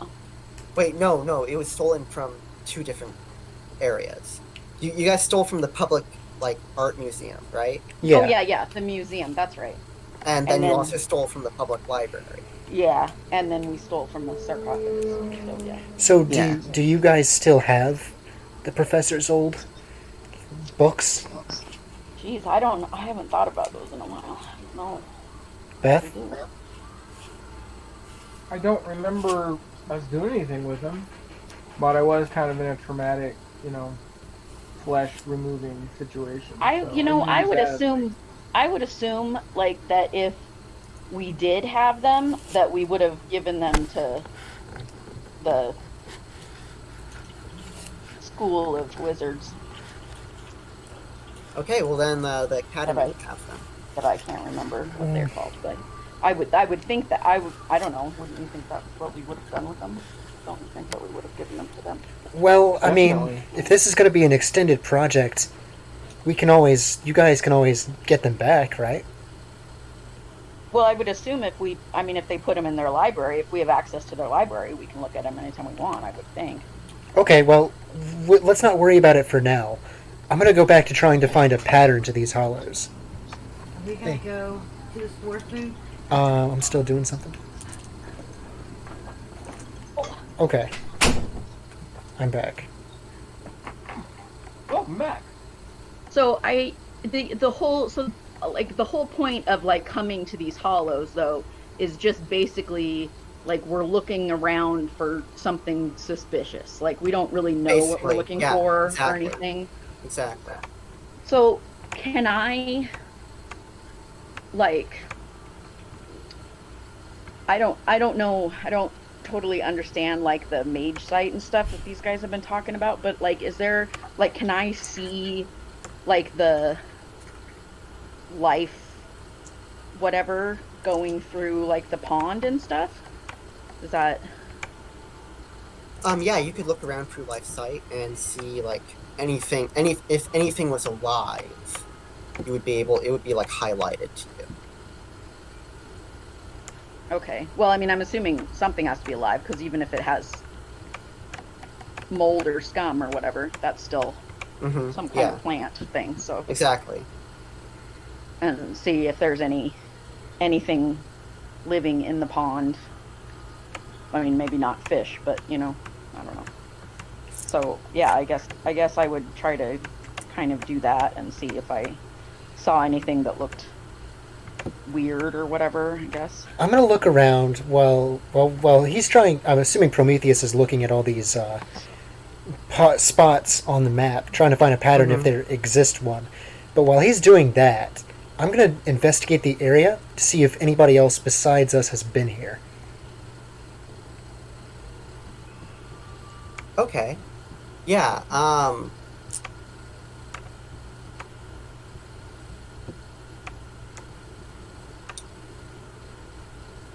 Okay. So, give me a wits investigation. Perfect. I am so good at that. And so while you're doing that, Raven, as you like open up your perception to the auras of life around you, and you stare into the pond, you do indeed see that there is algae and scum and whatnot, and some like small critters at like the very bottom of the pond. Definitely no koi though. I got 0 successes. And the water almost... The life in the park, the trees, the grass, the algae, the scum, it all seems to kind of like glow. But beyond that glow, you begin to see something like ripples through the water. And as you like squint closer, trying to get like a better view of it, you see it's the inside of your old shop. It's like being reflected in the water. The lights are off. The curtains are drawn. A thick layer of dust covers everything. Just like dozens of books in there, unread, unused, coated in gray. A cockroach crawls across the floor. So is that how I left my shop? Like I mean, I know that I closed it, but I didn't like empty the place out or anything. Is it basically like it was just like last time I saw it, except maybe dustier? Pretty much, yeah. Okay. Huh. You blink and the vision breaks. I'm gonna I guess I'm gonna ask Epic Penis about that. He's the one that is the same path as me, right? Yes, he's Not- a fierce. Yeah, so I guess I'm gonna say that, yeah, I'm gonna ask him what is that? Like I was, looking at, at the kind of life energies or whatever, and I, saw my old business place. What is that? He walks over to the edge of the pond and he looks into it. You see his eyes kind of like dilate as he switches over into his life sight, presumably. He stares into the pond for a few moments. He backs away from it. What's wrong? Nothing. Nothing. Just stay alert. I take notice And of then he this. turns and quickly walks away. And I say, after like looking around for any signs of people, I had 0 successes, by the way, and I say, You don't find shit. it doesn't look like anybody has been here. But it's kind of hard to tell. This area is, well, it's not really that good. And I'm going to walk over to the pond again. You said you saw something in the pond? Yeah, I saw my shop. Behind Trigger, you can see like a epic penis. Like he's like chewing on his fingernails and like pacing back and forth in like the background. So I'm answering. I mean, I answer.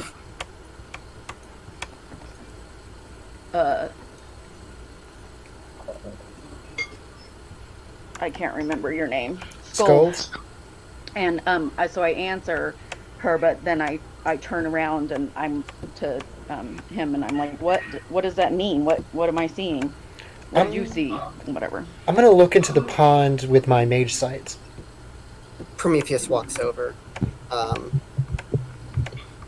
Yeah, so you look into the pond with your mage sight as Prometheus is walking over.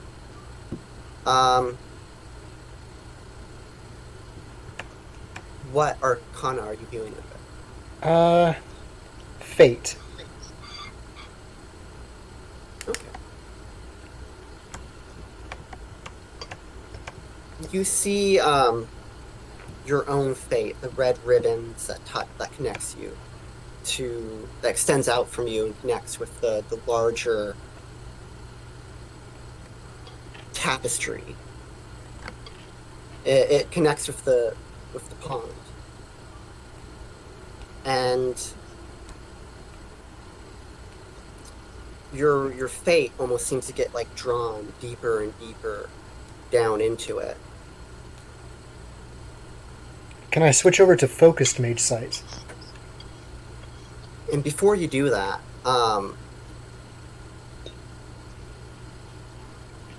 you see this like darkness begin to move. It starts to expand upward towards you, towards the surface of the void pond. I see this and my eyes just like widen for a second, and you, perhaps if you notice, I just sort of like go like a statue. I just get really still, and there's this sort of like intense look of fear on my face. Prometheus sets a hand on your shoulder, and it immediately breaks you out of this vision of whatever it is. As he does this, I go, ah! Are you alright? What did you see, sister? Darkness is just everywhere.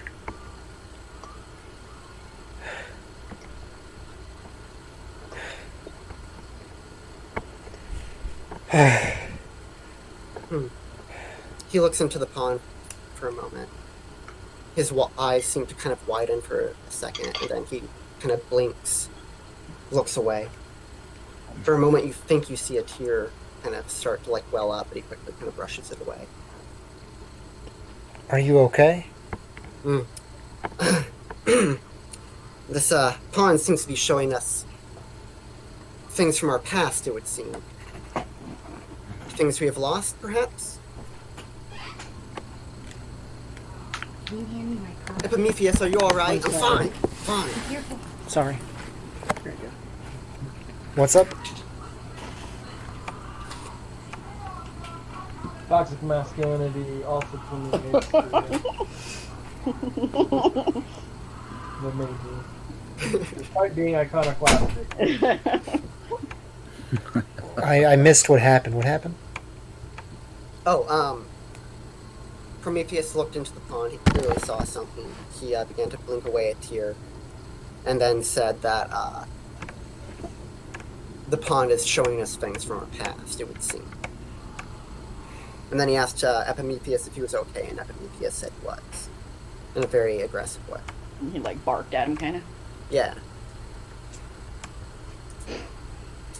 I'm gonna look back to the pond, and this time I'm gonna use Mind Sight.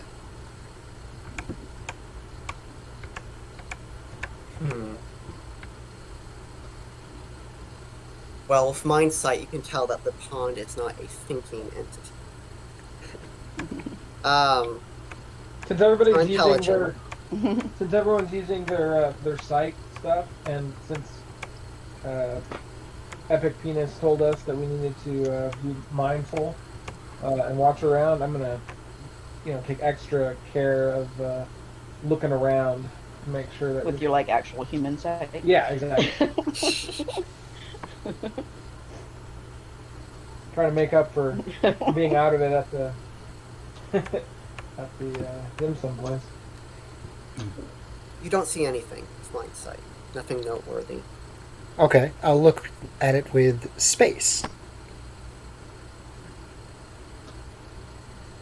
And again, you can tell like the distance you are from the pond, Couple of how feet. far it is across, but no visions assail you.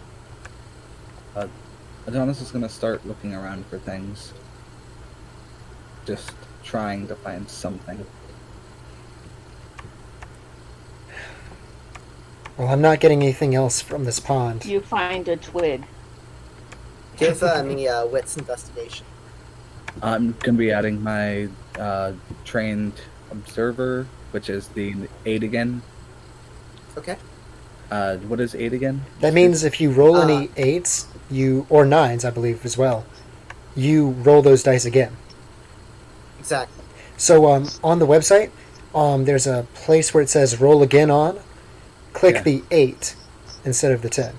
Okay. And then That is gonna be- click the number of dice and click roll. Is it wits and composer or just one or the other? I think you said wits investigation. Yep. Wits investigation.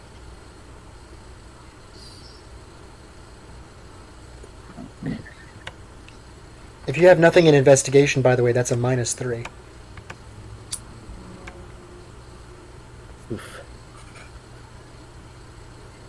So you start out with 1 die, right? Yeah, you have your wits. What's your wits? 2, Okay, what's your investigation? nothing. So you're at a -1. What's your So trained that's up? just going to be one die, and that's going to be a chance roll. Yeah. So on a 1, it's going to be a dramatic failure. And you only succeed on a 10. So yeah, go ahead and roll the die, my friend. 1 die. I got an 8. All right, that's still a fail on a chance roll. Okay. Well, Fortunately, nothing terrible happens to you. What was that, Mitchell? I was just going to continue the role play. So you wander around for a bit. You find nothing more than needles and trash. Some gang signs spray painted on trees. So it doesn't look like anybody has been here particularly, and I'm not really getting anything else from this pond. So how about we move on to the next hallow? Are we actually sensing any mana?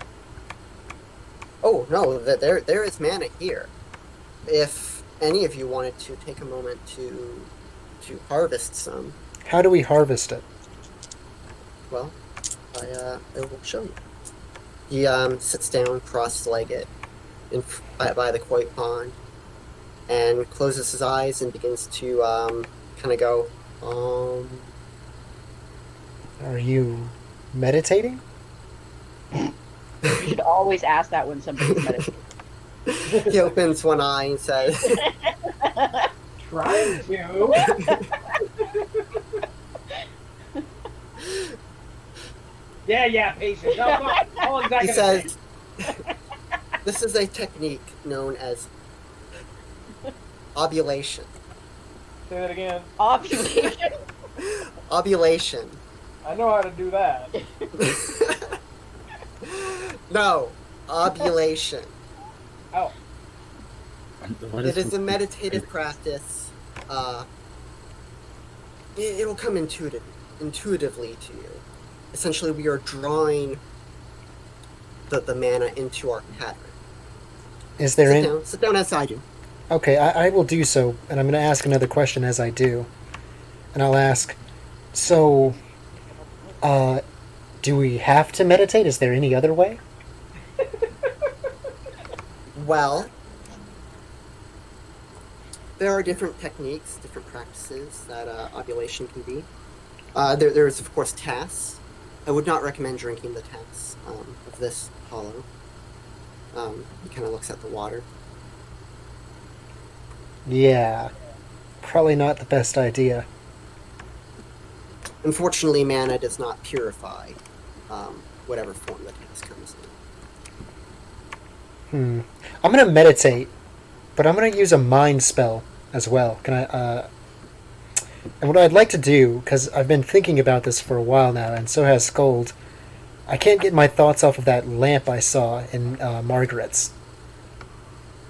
Mm-hmm. So I would like to try and use a mind spell to remember where I saw that from. Would that be knowing or unveiling?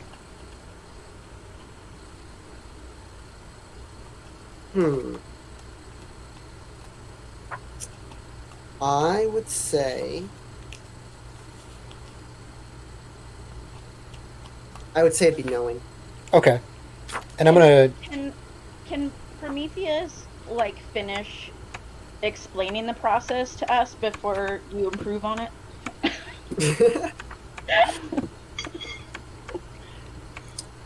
So essentially, ovulation is just a meditative practice allowing mana to enter one's tapestry or their pattern, essentially, which is like their magical self. The whole of the person is their pattern. Their soul, their aura, their body. Okay. And what is that like? What is gathering the mana? What does that do for us? Like, do we actually gain mana like on our character sheet for that, or like what? Yes, indeed. And mana helps power our spells. I like how he just responds to this totally out of character talk about character sheet. Yeah. Sorry. Prometheus is so enlightened. Hey. Prometheus is so enlightened that he occasionally breaks the The fourth wall. the fifth wall, you know? I didn't realize that I even did that. Sorry. Jesus Christ. Okay. So since we're out of character anyway, can we limit like only up to like the amount that we're allowed to have, or Yes. Okay. And at So if you Gnosis haven't- 1, that limit per mana is 10. I believe all of you should have 5 mana right now. Oh, we Okay. have 5? I So have if we Oh, had no, you have 8. That's what it is. We have but 8 if we mana? had 10 mana, then doing this process wouldn't really gain us anything. No, because you Okay. you're full to bursting with Gotcha. Okay. mana. Okay. So Okay. so yeah, I'm gonna do that spell and then I'm gonna meditate. Okay, so I'm gonna concentrate on the spell as well, so I get the yantra bonus. okay. Actually, no, I got another yantra. I know I can't use it. Actually, if you do this as a ritual, which you might not want to do because that'll take you 3 hours. No, I don't want to. But if you do a ritual, you can incorporate as many yantras as Okay, but since I'm not doing it as a ritual, I can only do it. 1. Okay, then I'll just use the concentration. Okay. So that's +2, Mm-hmm. and my Gnosis and Arcana bring that up to 4. And I'm using 1 reach to make it instantaneous. All right, here we go. I got 2 successes. The lamp belonged to Ellsworth. Huh. You saw it a couple of times when you were at it. I guess she just took it just to take it. Do I get the feeling that there's anything deeper to this? Like, would there be any other reason she would take it? Could I do? The spell was specifically for remembering it, right? Yes. It doesn't tell you more beyond that. Well, I was wondering if, like, perhaps I could, like, try to think on why she would take it.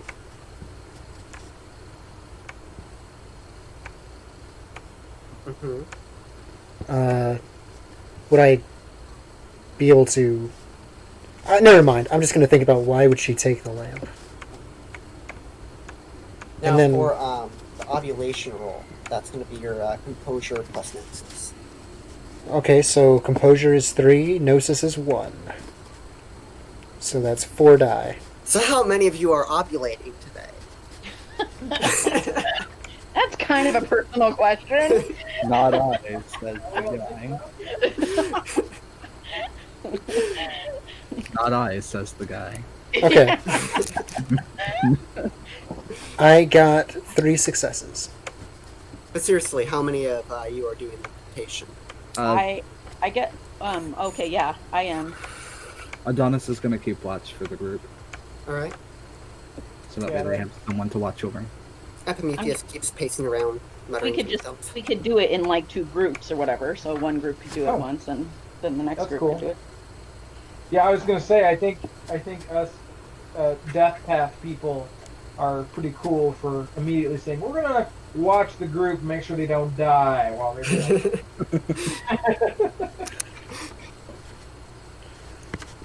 Okay, so I got 3 successes. Okay, what did everyone get? Sorry, what do I have to roll? Gnosis composure. Gnosis. So, Scold, you would get 3 mana, up to your maximum. Okay, and my maximum is 10, right? Mm-hmm. What does the process of ovulation feel like? I imagine it would feel differently for each path. So how about you describe what it might feel like for a Mastigos to draw mana into the core of their being? Oof. That's, interesting. Okay, I'll say that she gets, like, really deep into this meditation, like, deeper than, she's ever... Yeah, it's so deep, man, I know. Deeper than she's ever been in a meditation. And, her mind just sort of, like, expands outward, right? But at the same time, the world sort of just dulls as she's just seeing, sort of like her with her mage sight, right? Except instead of minds, she's just detecting this mana as it's sort of like coalescing around. And then she sort of sees this light be drawn into her. And for her specifically, I would say it's like this seemingly just black void that the mana just falls into. Very good. Nice. And then she just opens her eyes. Huh. You're tingling slightly. Maybe there's a slight twitch to your hands. Well, that was different. I've heard different mages experience it differently. For me, it's always been a pleasurable sensation. Ooh. Mm. Right. Anyways, if there's nothing else... If there's nothing else to do with this hollow, we should probably move on to the next one, right? Indeed, Or we should. Were we going to give the other people a chance to ovulate? Ovulate, guys! With a B. Would a V or a B B. ovulate? Fuck, I'll just type it in the chat, okay? I said ovulate. I know what it is. I just think it's funny to say ovulate. The same as Epic Penis over there. Yeah, well, except that I usually can't remember how to say his actual name. Epimetheus. Epimetheus. Okay. Yeah, Adonis is gonna ovulate as well. Oh, oblation. Oblation. Oh shit, That's was I pronouncing totally it wrong? different. Fuck. There's no U in there. Oh, that's Oh oblation. shit. Oblation. I'm sorry. I'm terrible. You're all getting upset with us, and we're like, you're the one saying it wrong. Micah just really likes to put you in there.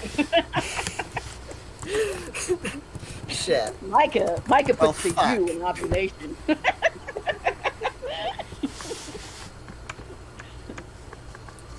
Well, fuck. So yes, Adonis sits and meditates. He Medicates. meditate.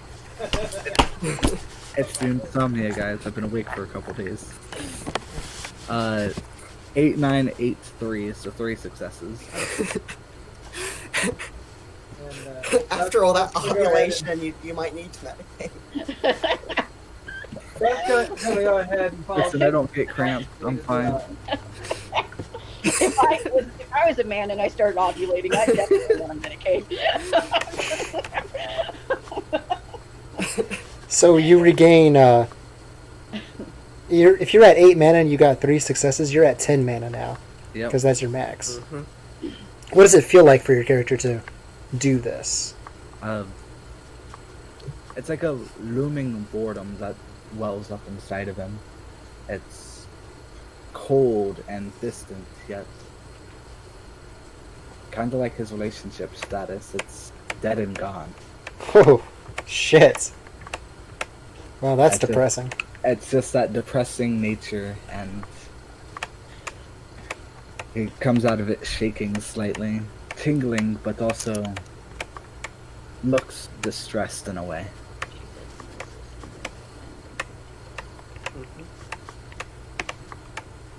Is it gnosis and composure?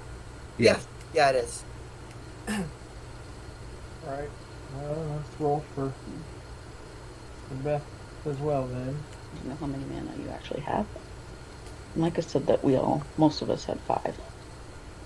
I'm sorry. It was actually 8. It's equal to your wisdom. Oh, okay. Oh, Well, my composure is 2, and my gnosis is what, 1? Yes. I really need to wisdom. get Marie's help and having a character sheet I can actually read. I have offered multiple times to do that. 1 success. It's equal to your wisdom. Mm-hmm. Oh, So you should have 8 mana. I wonder why I only have 5. Probably because I fucked up and told you the wrong thing. Oh, Sorry. okay. So I should have 8, and then I gained 1. Yes. Did she use any spells? No, I don't have any. Okay. No, I don't think Trigger has actually cast any spells yet. No, well, I did. It doesn't cost mana to do the site, the life site. No, it doesn't. Okay, then no, I haven't. I don't. I did my aura reading, but that's like the other kind of magic.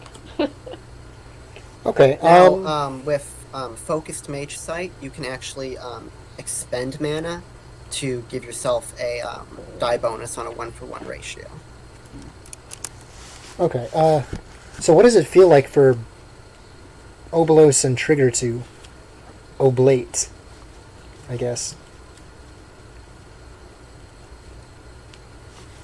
Oh,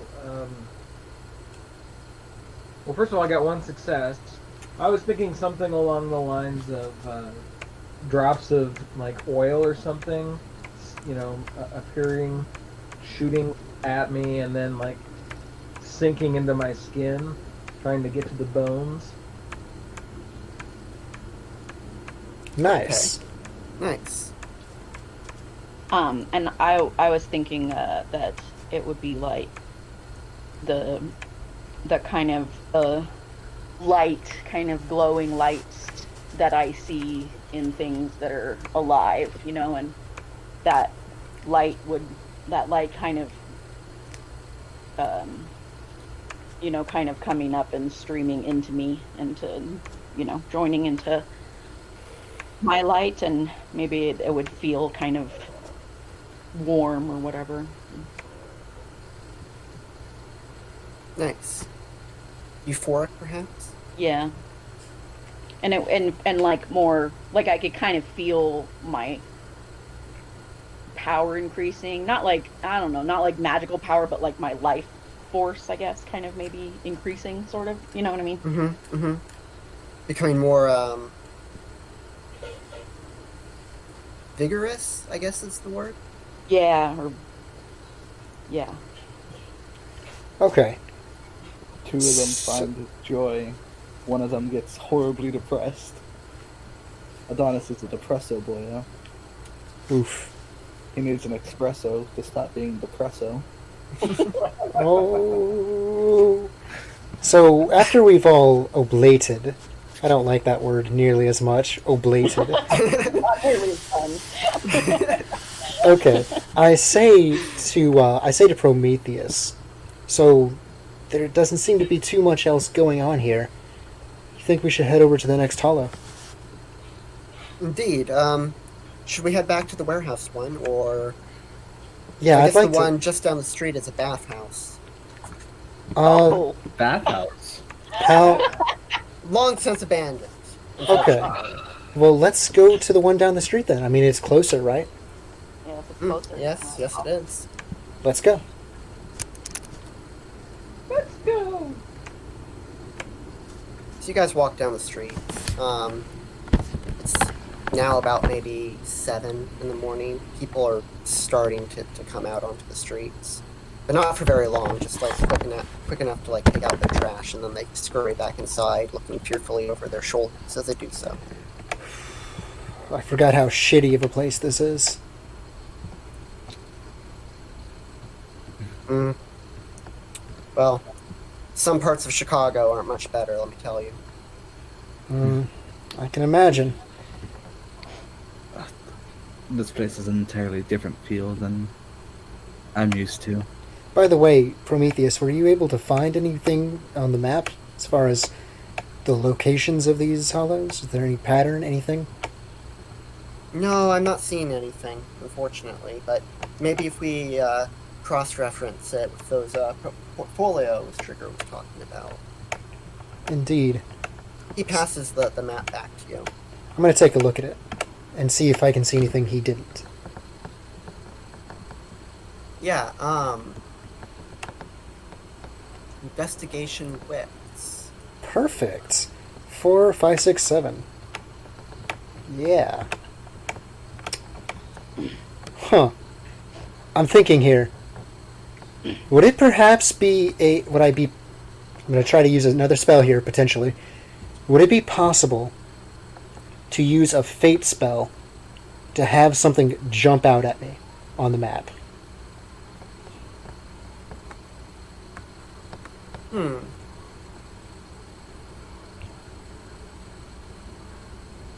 Like knowing what direction to like.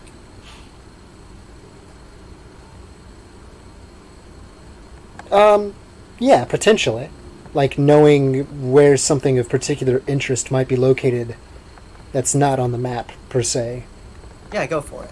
Alright, so I stop moving for a moment, and this is a fate spell, so I have to spend a point of mana, right? Yes, you do. Okay.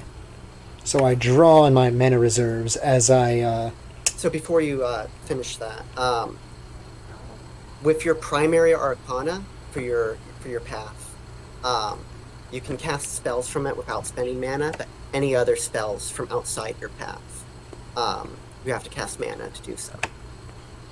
So that means for Obolos, if you were to cast a Forces spell, you would have to spend mana for that, but not matter or death.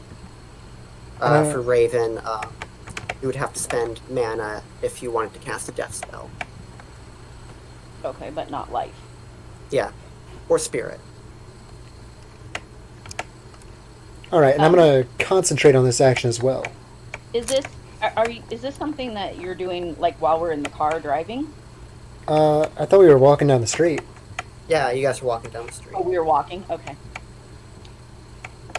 Yeah, and Hey, I'm. again, thinking about death, I think I'm going to try to get Adonis's attention, and we'll have our baseball back, just passing it between us to let anybody know if they are going to mess with us. So we're perfectly willing to bash in skulls if they try to get in our way.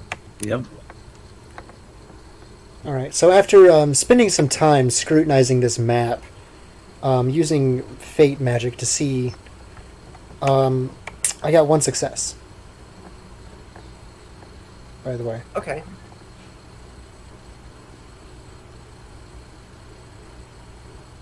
I think a good way for a fate spell to like this to manifest would be like something in the environment like hitting the map in a particular way, like marking it. It suddenly starts to rain, and like this, like huge raindrop like lands like on the northeast portion of China, quickly kind of like blotting the ink. Okay, I noticed this and then I quickly begin to put the map away. I'm like, oh hell.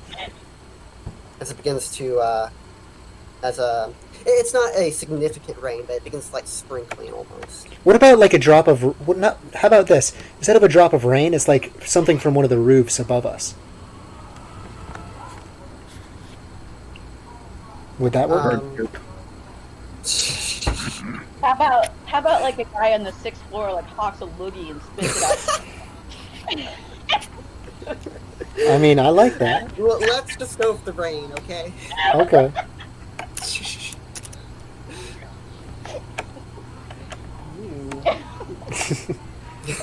All right. I can never take my suggestions. You said the northeast part, right? Micah? Prometheus looks over his shoulder. I felt that. What did you do? I used a spell. He kind of slows his walk to be like besides you as you guys come up towards the bathhouse. And what did you discover? What did you divine? And you can tell I used some sort of divination. How? Give me that right there. This? No, the other one. There's another You one. must have, right? 1 second, guys. I'm gonna look at something. I mean, here. Not that far. There's nothing there. Not that I see. Never mind. I got it. Okay, sorry. As we are walking, I am gonna nudge Adonis, Mm-hmm. Okay. and I'm gonna be like, "Hey, let's play a game of how's that dude gonna die?" Okay. And I point to a guy who's walking down the street. All right. So I'm gonna use my death sight. Huh? Okay. Anyways, you were able to tell that I was able to divine something? How? I thought magic was discreet. It can be, but our peripheral mage sight typically picks up on it. This is something you've been feeling when people like cast spells and whatnot. So you can tell when I cast a spell then. Yes. I want to do a empathy wits check to see if he knows that I forced Beth to do that. Yeah, go ahead. Okay. So wits, empathy? 1, 2, 3, 4. I have nothing in empathy, so that's nothing, so that's -1. So 3 die. I got 1 success. Making me have to pull up this character. Oh dear. Just making it be known I'm using the Soul Marks spell. Oh shit, you have a rope? Oh wait, no, shit, I don't. Never mind, you're right. Weren't we supposed to... Hey, what are you talking about? There is a sliver of a smirk on his face. I notice this and I say, so you... Is there something you want to tell me? Something you want to tell me? I mean, Not at all. if he replied with that, I would not be surprised. I mean, I feel like he's not the one who should be confessing here, is all I'm saying. Well, I was able to divine something. But I'll tell you what, how about we make a deal? He stops and he kind of crosses his arms and looks at you. You are in no position to be making deals, young one. Hey, I got a piece of information you might like. I think that's valuable. Right? Which you're going to be perfectly willing to give without any kind of... Indeed, you will. Because you're part of the team, right? Oh, fuck. God damn it. That's exactly what it said. Alright. Okay. I'll tell you. There's something... What did you say, the northeast part or the northwest? Northeast. There's something in the northeast part of Boston. Or not Boston, Chinatown. Where exactly? Show me. He reaches for the map. I open the map without handing it to him, and I show him right here. I point at it. He kind of like glowers at you and then just like snatches the map from you. Gee. He looks at it. Interesting. You're welcome. Yes, you did well, Scold. Thank you. And he like pats your head. While Hey! you're looking at the map. I noticed this. I'm like, hey, that's. What?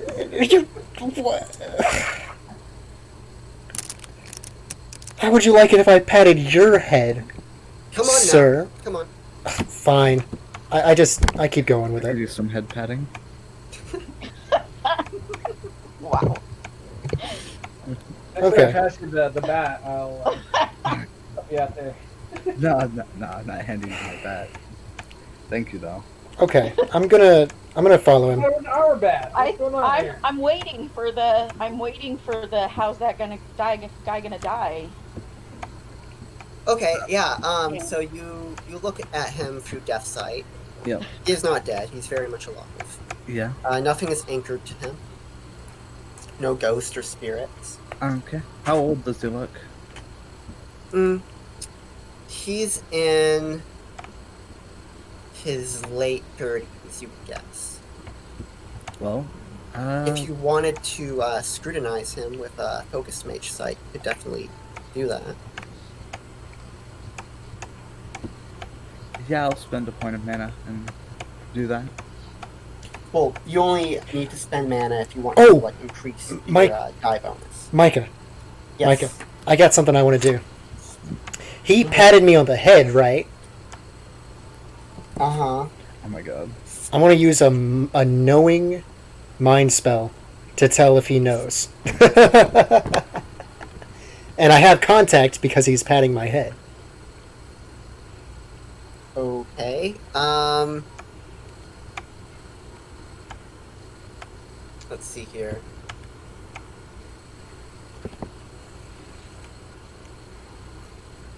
Okay, he has a composure of 2, so that's going to withstand.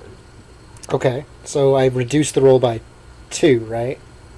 You would have to your potency has been knocked down by 2, so you would have to take a -4. Oh, fuck. That's not good. Oof. Okay. I'm gonna use a point of willpower. Uh-huh. So that would bring me up to 1, 2, 3, 4, 5, then -4. I'm using 1 reach to make it instantaneous. And I have 1 die to try and do this with. I got 1 success!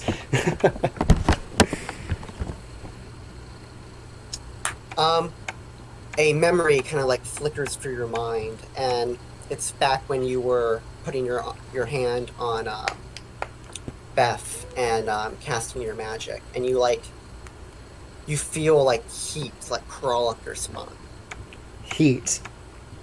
or rather, you feel his memory of remembering heat crawl up his spine. Heat crawl up his spine like anger? No, like he's feeling magic. Oh, okay, I see. So all he knows really is I cast a spell. Yeah. He doesn't know like the specifics about it though. Yeah. Well, he seems to know more than he's letting on still. Okay. Continue. So, back to the guy. What was your question, Adonis?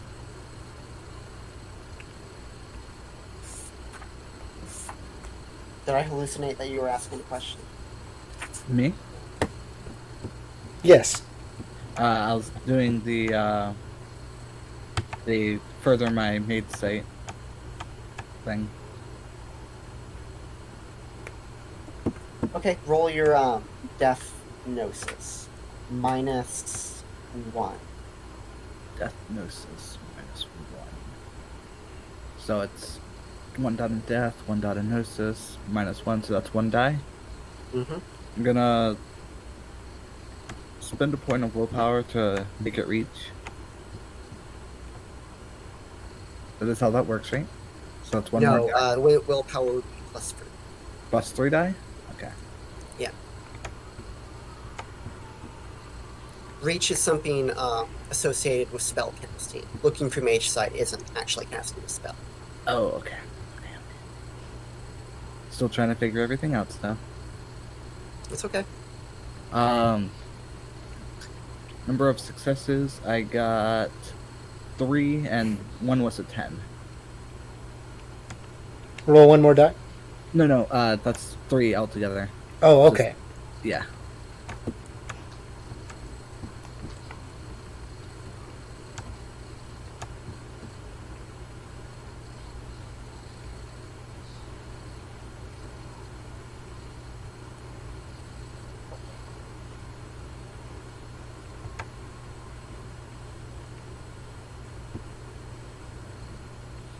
What was the total number of successes? 3. 3? Okay. Sorry, I thought you were rolling another... I thought you had a 10 or... Okay. So, as you peer at him through the death sight, deeper and deeper into like the very fabric of his soul,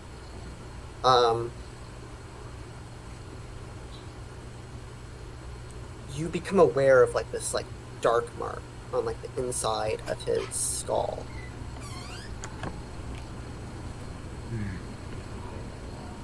How big is it? Not too big, but the way it's sort of like vibrating and expanding implies that it will probably kill him, whatever it is. I say he could Yes, have okay. anywhere from a month to a year to live. Can you take out the trash? The Yes. theme isn't when will he die, How much longer it's are you how gonna will he be? die. Well, What? How much longer Cancer. are you going to be? I don't know. I need you to get me some gas because I'm not going to make it to work in I time. can let you borrow my card if you want. Alright, I got to leave at 7 o'clock in there. Okay. Or quarter till 7. Where's my phone at? Is it in there? Your phone? Hey guys, I'll be right back. Sorry.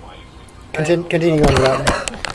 Okay, let me find my card for you now. Let you use So you it. guys, You get can to the you can also buy bathrooms. yourself some cigarettes. so why'd you Unless want there's anything else you want to do. so why'd you want to know when he would die? It's a little game I like to play. Huh. Well, yeah, he has brain cancer. So,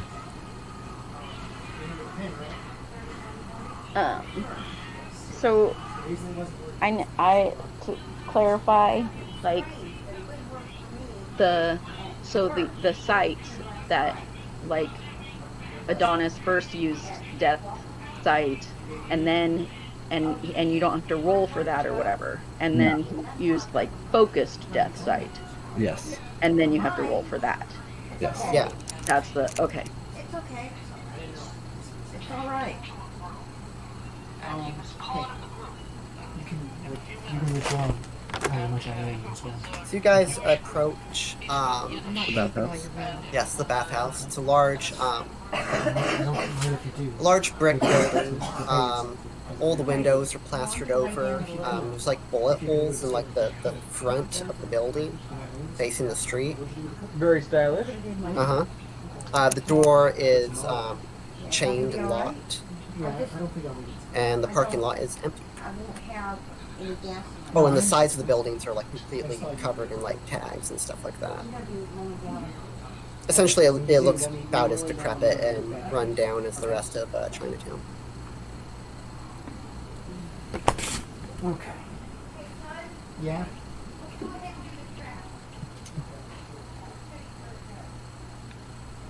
I thought bathhouse was like a Japanese.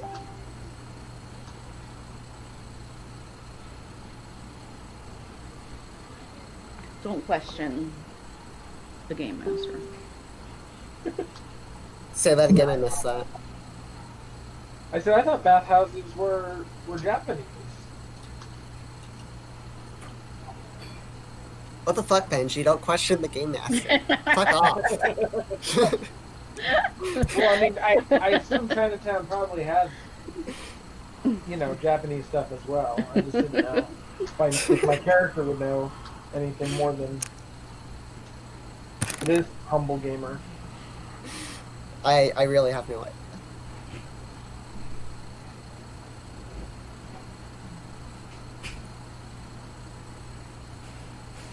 So, has Mitchell come back? Not yet. No.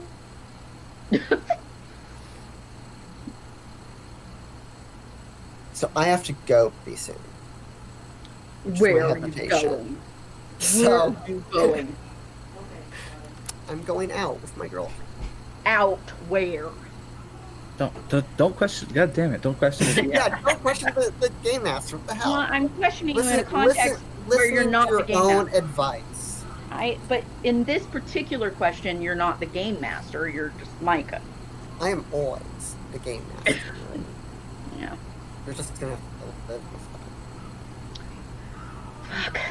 Fuck. Whenever we get to the bathhouse, is it locked or? Yes, the door is chained and locked. And yeah, it's raining, so like lightning flashes in like the background, and the bathhouse looms menacingly over you.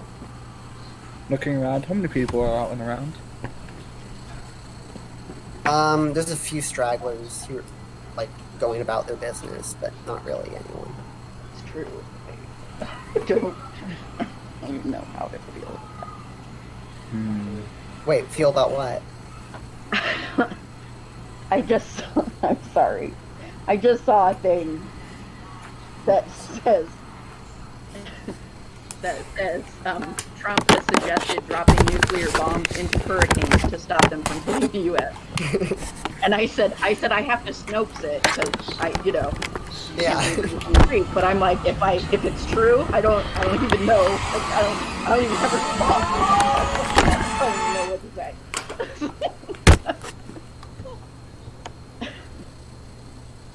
Anyway, sorry, it's not game related.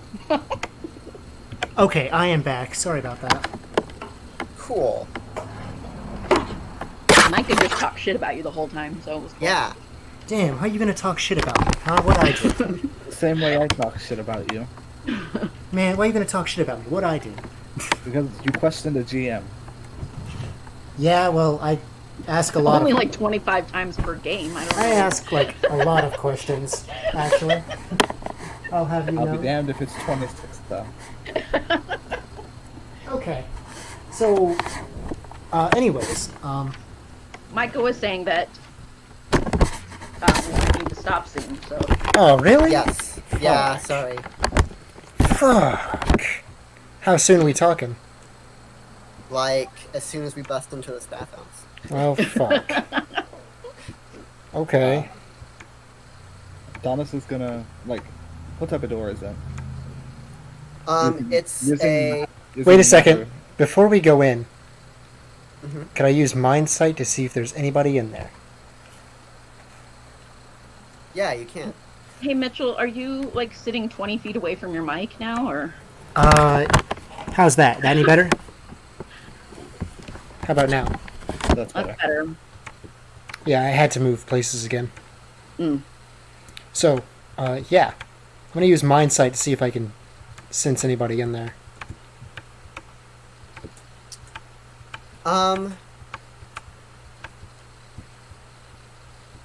Yes, you can.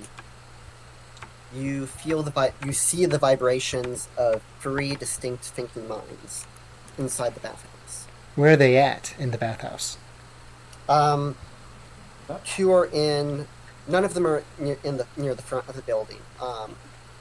One of them is in like one of the near like the center of the bathhouse, and the other 2 are in the far back side of it.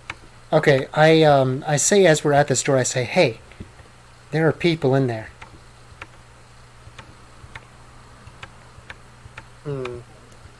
Then my idea wasn't the best of plans. I'm gonna take the baseball bat and the wrestler on my shoulders and walk away from the door. Okay, I say to the Suddenly group. changing course. I say to the group, there's 2. Where were they at? Where are the 2 at? They're like far at the back of the building, and then There's- one's a little closer.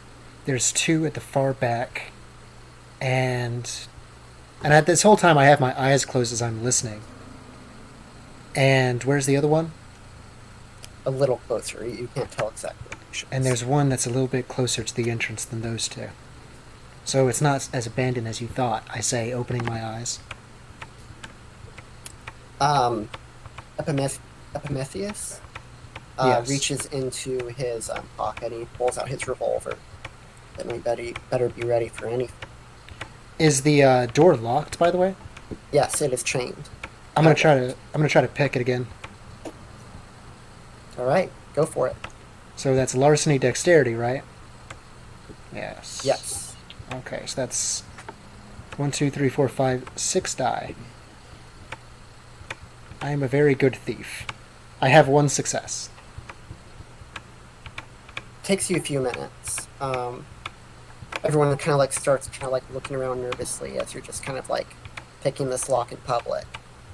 But it's Chinatown, no one cares. But as time starts to kind of carry on, it takes you maybe about 4 minutes to get through the lock. But you do eventually get through it. All right, as soon as the padlock unlocks, I as silently as I can take the chains off the door, and I whisper to the group, "Ta-da!" I'm gonna open the door and walk past her, just like kind of abruptly and rudely. You open the door and you're like hit in the face by like this wave of warmth. Despite the fact that this bathhouse is closed, it's like humid and sweltering inside. As he tries to walk in, I grab a hold of him and I say, "Hey, dumbass, there's people in here. You can't just walk in. They might see you. Who knows what the fuck they want?" I'm gonna use Mind Sight. Mm-hmm. I see the same stuff he does, right? Yep. We should try to be a little sneaky about this, don't you I'm think? gonna change from Mind Sight to Deaf Sight to see if there's any luminous spirits around.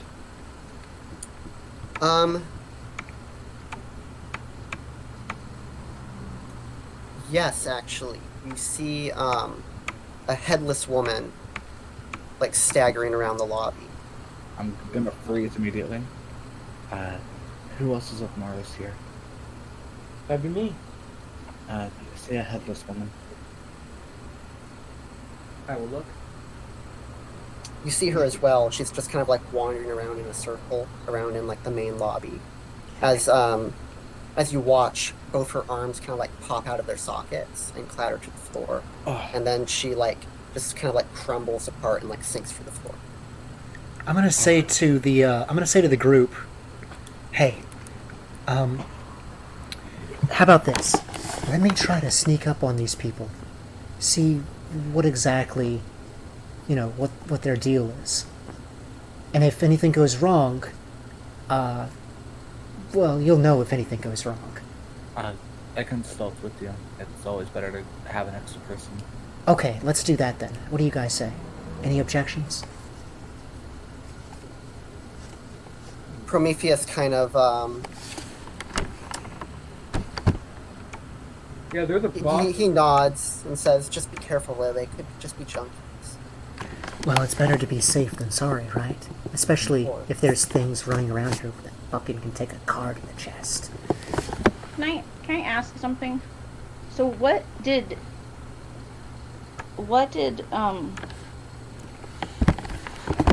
Scold use to see if there were people inside? Mind sight? So technically, though, the people that she saw could have been ghosts, right? Because you said that Living thinking minds. No, Yeah, it can. but It does. That's Micah not necessarily Micah true. said that sometimes ghosts are. Yeah, the more powerful a ghost is, the more self-aware and intelligent it is. Some ghosts are very much human level. Okay. So if you guys are seeing ghosts, then it's possible that maybe what what Scold saw were ghosts. Yeah. It's very possible. Except then you used your death sight, right? Yeah. And you didn't detect any besides the one ghost. Yeah. Well, I suppose if I don't know. I don't know how that works. There's a I'm headless kind of ghost. assuming that I'm kind of assuming that like the mind sight allows you to like see through walls or like hear the thoughts through walls. But normally like whether or not you can see something is based on your actual like sight range. Okay, and whereas death sight is like, oh, I can see the room, and you can see any spirits or anchors that are in it. Yeah. Okay. Okay, in that case, me and Adonis are going to begin to sneak around and try to find these people, see what they're up to. Yep. I have my scalpel drawn in my good hands. I have my baseball bat. I'm holding it with both hands, kind of like lightly, just crouch walking. Why are we sending the two people who don't actually have guns into the room? Because we're silent. We don't need guns. Guns are loud. As you guys begin creeping forward into the darkness, suddenly Epimetheus goes, "Wait! I flinch. What is it? Fuck. Be careful." Is there any particular reason that you want me to be careful? I whisper to him angrily. There could be anything in there. I know. Yeah, Epimetheus. and then he wanders off outside.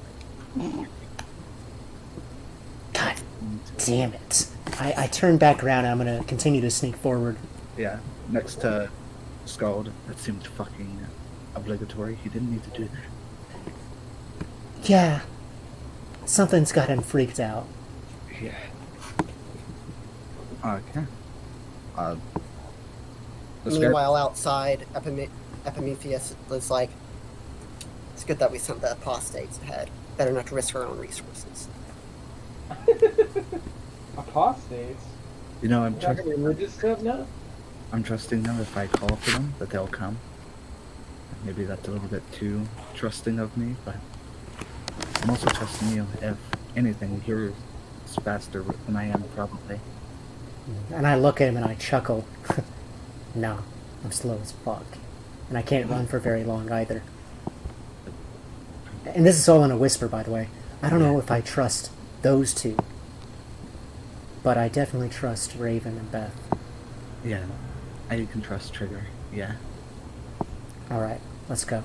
And we're gonna sneak around, try to find these people. I'm gonna go towards the ones in the back first, see if I can find them. Are you actively looking through Mage Sight? I am, yes. Okay, keep in mind that while you're in Mage Sight, you take a -1 because you're distracted by this high area. That's okay. I have Alright. like so many dice. Okay. So, is Trigger and Obolos doing anything outside? I was thinking that that Beth would try to use her death sight to see if anybody suddenly starts fearing for their their lives or something, like some death struggle, then I can be like, oh, I think that's their guys. Hey, also, guys, I just wanted to ask, how do Epimetheus said that out loud, right? No, he said that after you and Adonis had gone inside. Yeah, I know, out loud, so we couldn't hear it. but they could. But so I'm asking, how did Trigger and Obolos react to him basically like potentially sending their friends to their fucking deaths just because they were apostates? Well, he's not sending you. You guys volunteered. I know that, but I mean, he clearly is. It's kind of fucked up that he would say that. It's pretty much my thing. Did they react in any particular way to this? I don't think I would react in a way that, like, not react as in like say something to them about it. Like I mean, I think in my own head I would be like, well, Duh. like I'm not gonna just let them die or whatever. You know what I mean? Like that's, but Yeah. I wouldn't. I don't know that I would. Vocally express it. Yeah, I don't know that I would vocally like reprimand him for saying it or anything like that. Okay, so yeah, I'm sneaking through. What do I need to do? What about Obolos? Like I said, I'm scanning for if they get into some kind of. No, how would you react to him saying that about me?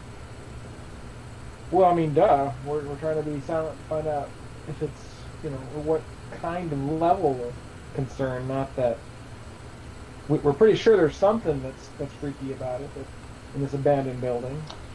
No, the other thing that he said about like, yes, it's good to send them in because they're kind of expendable, basically. Yeah, I did not react well to that. I was like, not very nice. So meanwhile, or were you just? Would that just be like the? Well, thought? they used the word apostate, which I definitely responded to.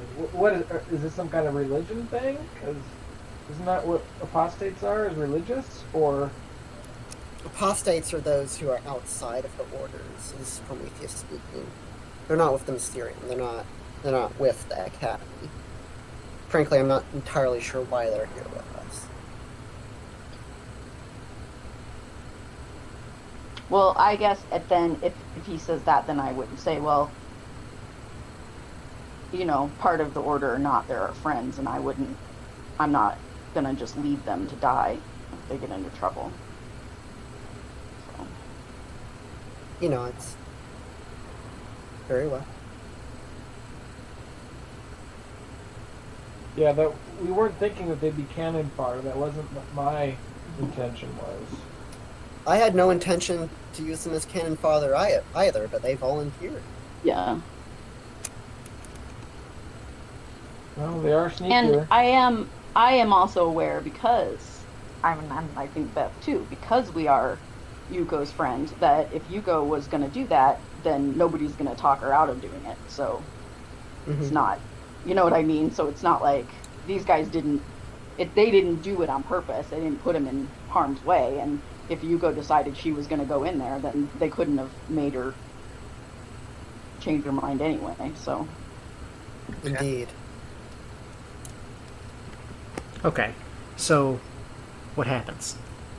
So you're sneaking through the darkness, and the darkened hallways are just like thick with steam. I thought they said this place was abandoned. What the fuck? Yeah, I thought so too, but we know that. You can only see 10 feet in front of you now, as it just becomes absurdly thick. That's the mist from the past house, right?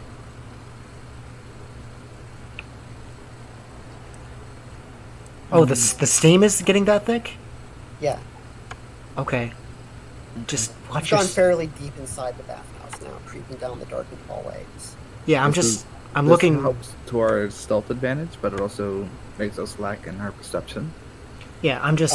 Do you have any light sources or anything, or I'm not gonna because there's no light inside of here? It's I pitch black. have no light. I'm gonna However, I do have an idea for another spell. Mm-hmm.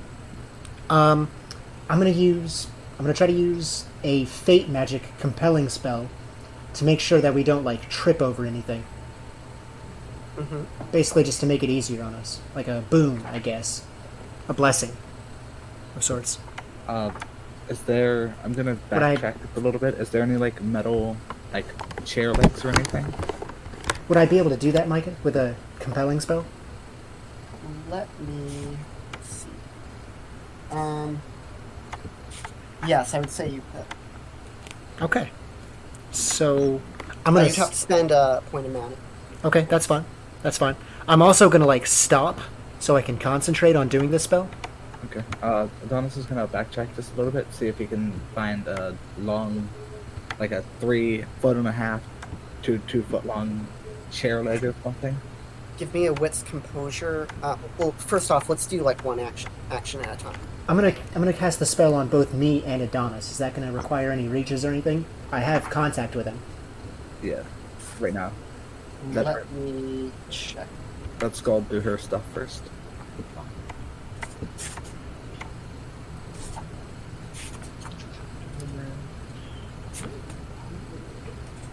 Let's see.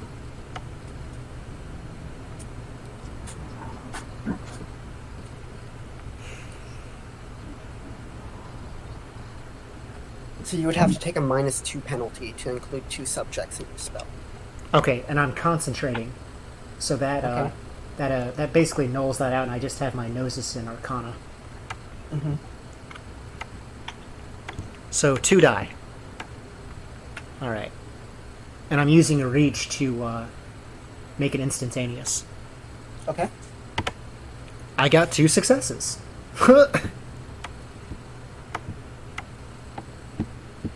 Excellent. So, I will say that's going to give you both a +2 on the upcoming stealth check I'm going to have you do. Awesome. As for Adonis, make me a wits composure roll. And it's going to be a -4 because of the steam in the darkness. Does he have the +2 from the spell I cast?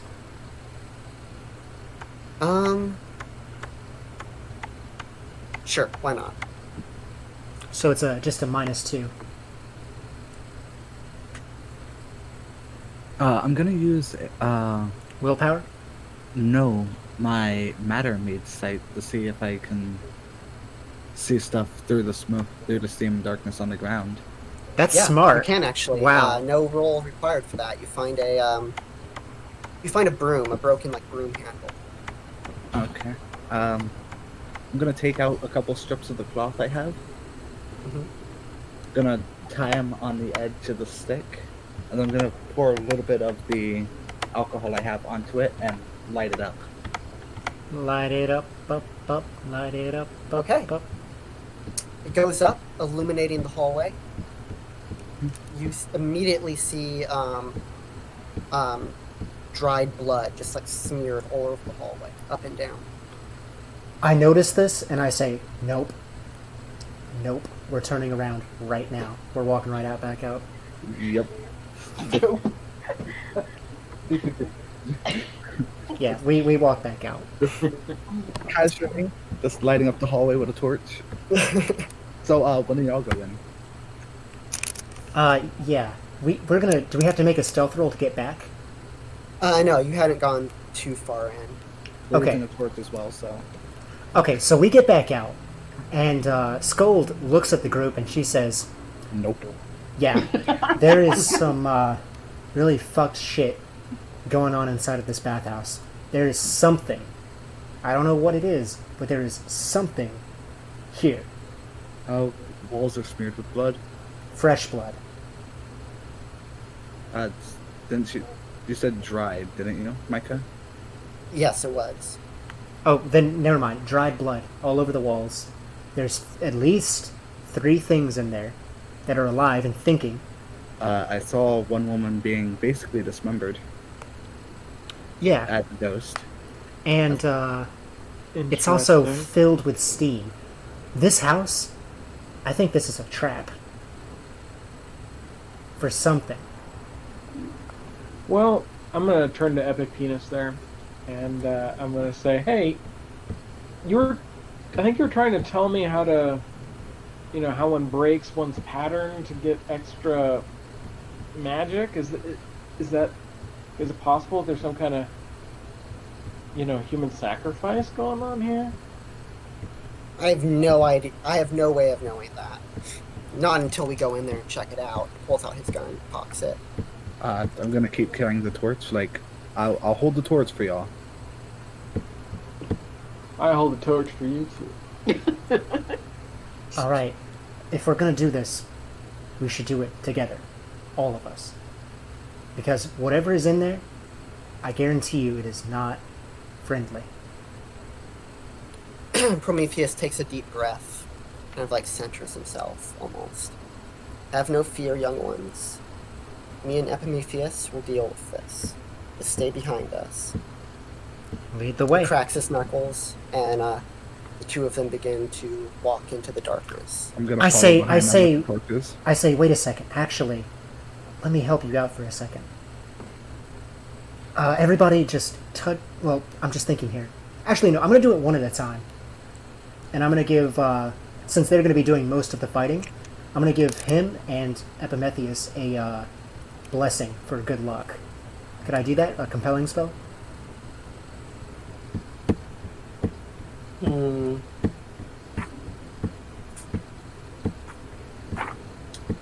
Let me take a look at...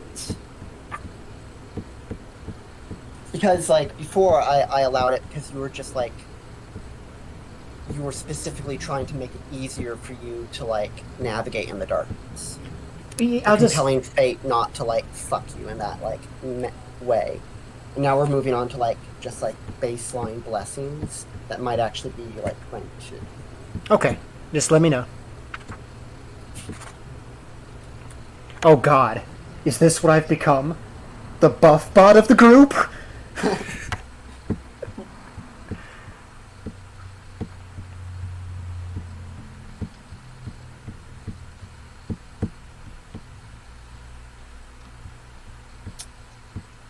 So I actually have to go. So do you mind maybe casting this at the beginning of next session? Sure, that's fine. When is that is one thing I wanted to discuss though. When is next session gonna be? I know we've had like multiple like hiccups in our like timing or whatnot. I'm still unsure of what my schedule is going to be for this upcoming week. Didn't you say, Micah, didn't you say you usually get your schedule on Mondays or whatever? Wednesdays, actually. Oh, Wednesdays, okay. I start working on Wednesday. I work 11 a.m. on Wednesday, and then my schedule shift to 10 p.m. to 6 a.m. It's the time I'll be working. Okay, I got a question. I would say, before you ask that, I would say that most likely it'll either be Friday or Saturday. I think those 2 days are the best for us.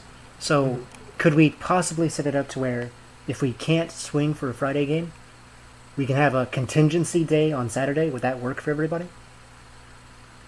Yeah, unless it's one of my D&D days, but I won't be having a D&D session for a few weeks from now. Okay. So my weekends are Excellent. free. And then I'll just inform you when my Saturday is booked. Okay, so Friday, and if Friday isn't able to work out by the time Wednesday rolls around, Saturday. Is everybody good with that? Yeah. So as long as we don't go past 9 p.m., so that way I can still get time to take a shower and go to work, I'll be fine. Okay, that's perfect. 9 p.m. That's, what is that? 7 for me? About- 6. It's 8:25, so it's about an hour from now. Okay. So it would be like 5. Yeah, we'd have to do it a bit more. We'd have to do it around the same time as today. Yeah. If Okay. that works with everybody else. Yeah, no, that's fine. So we Okay. shall end this session with the 6 of you gathering at the entrance of this bathhouse. Adonis's makeshift torch. Why not? I think that was really smart to use matter to be able to see in the dark like that. Mm-hmm. And through the steam, like, genius. Alright, So, anyways, I'm gonna go ahead and stop the recording.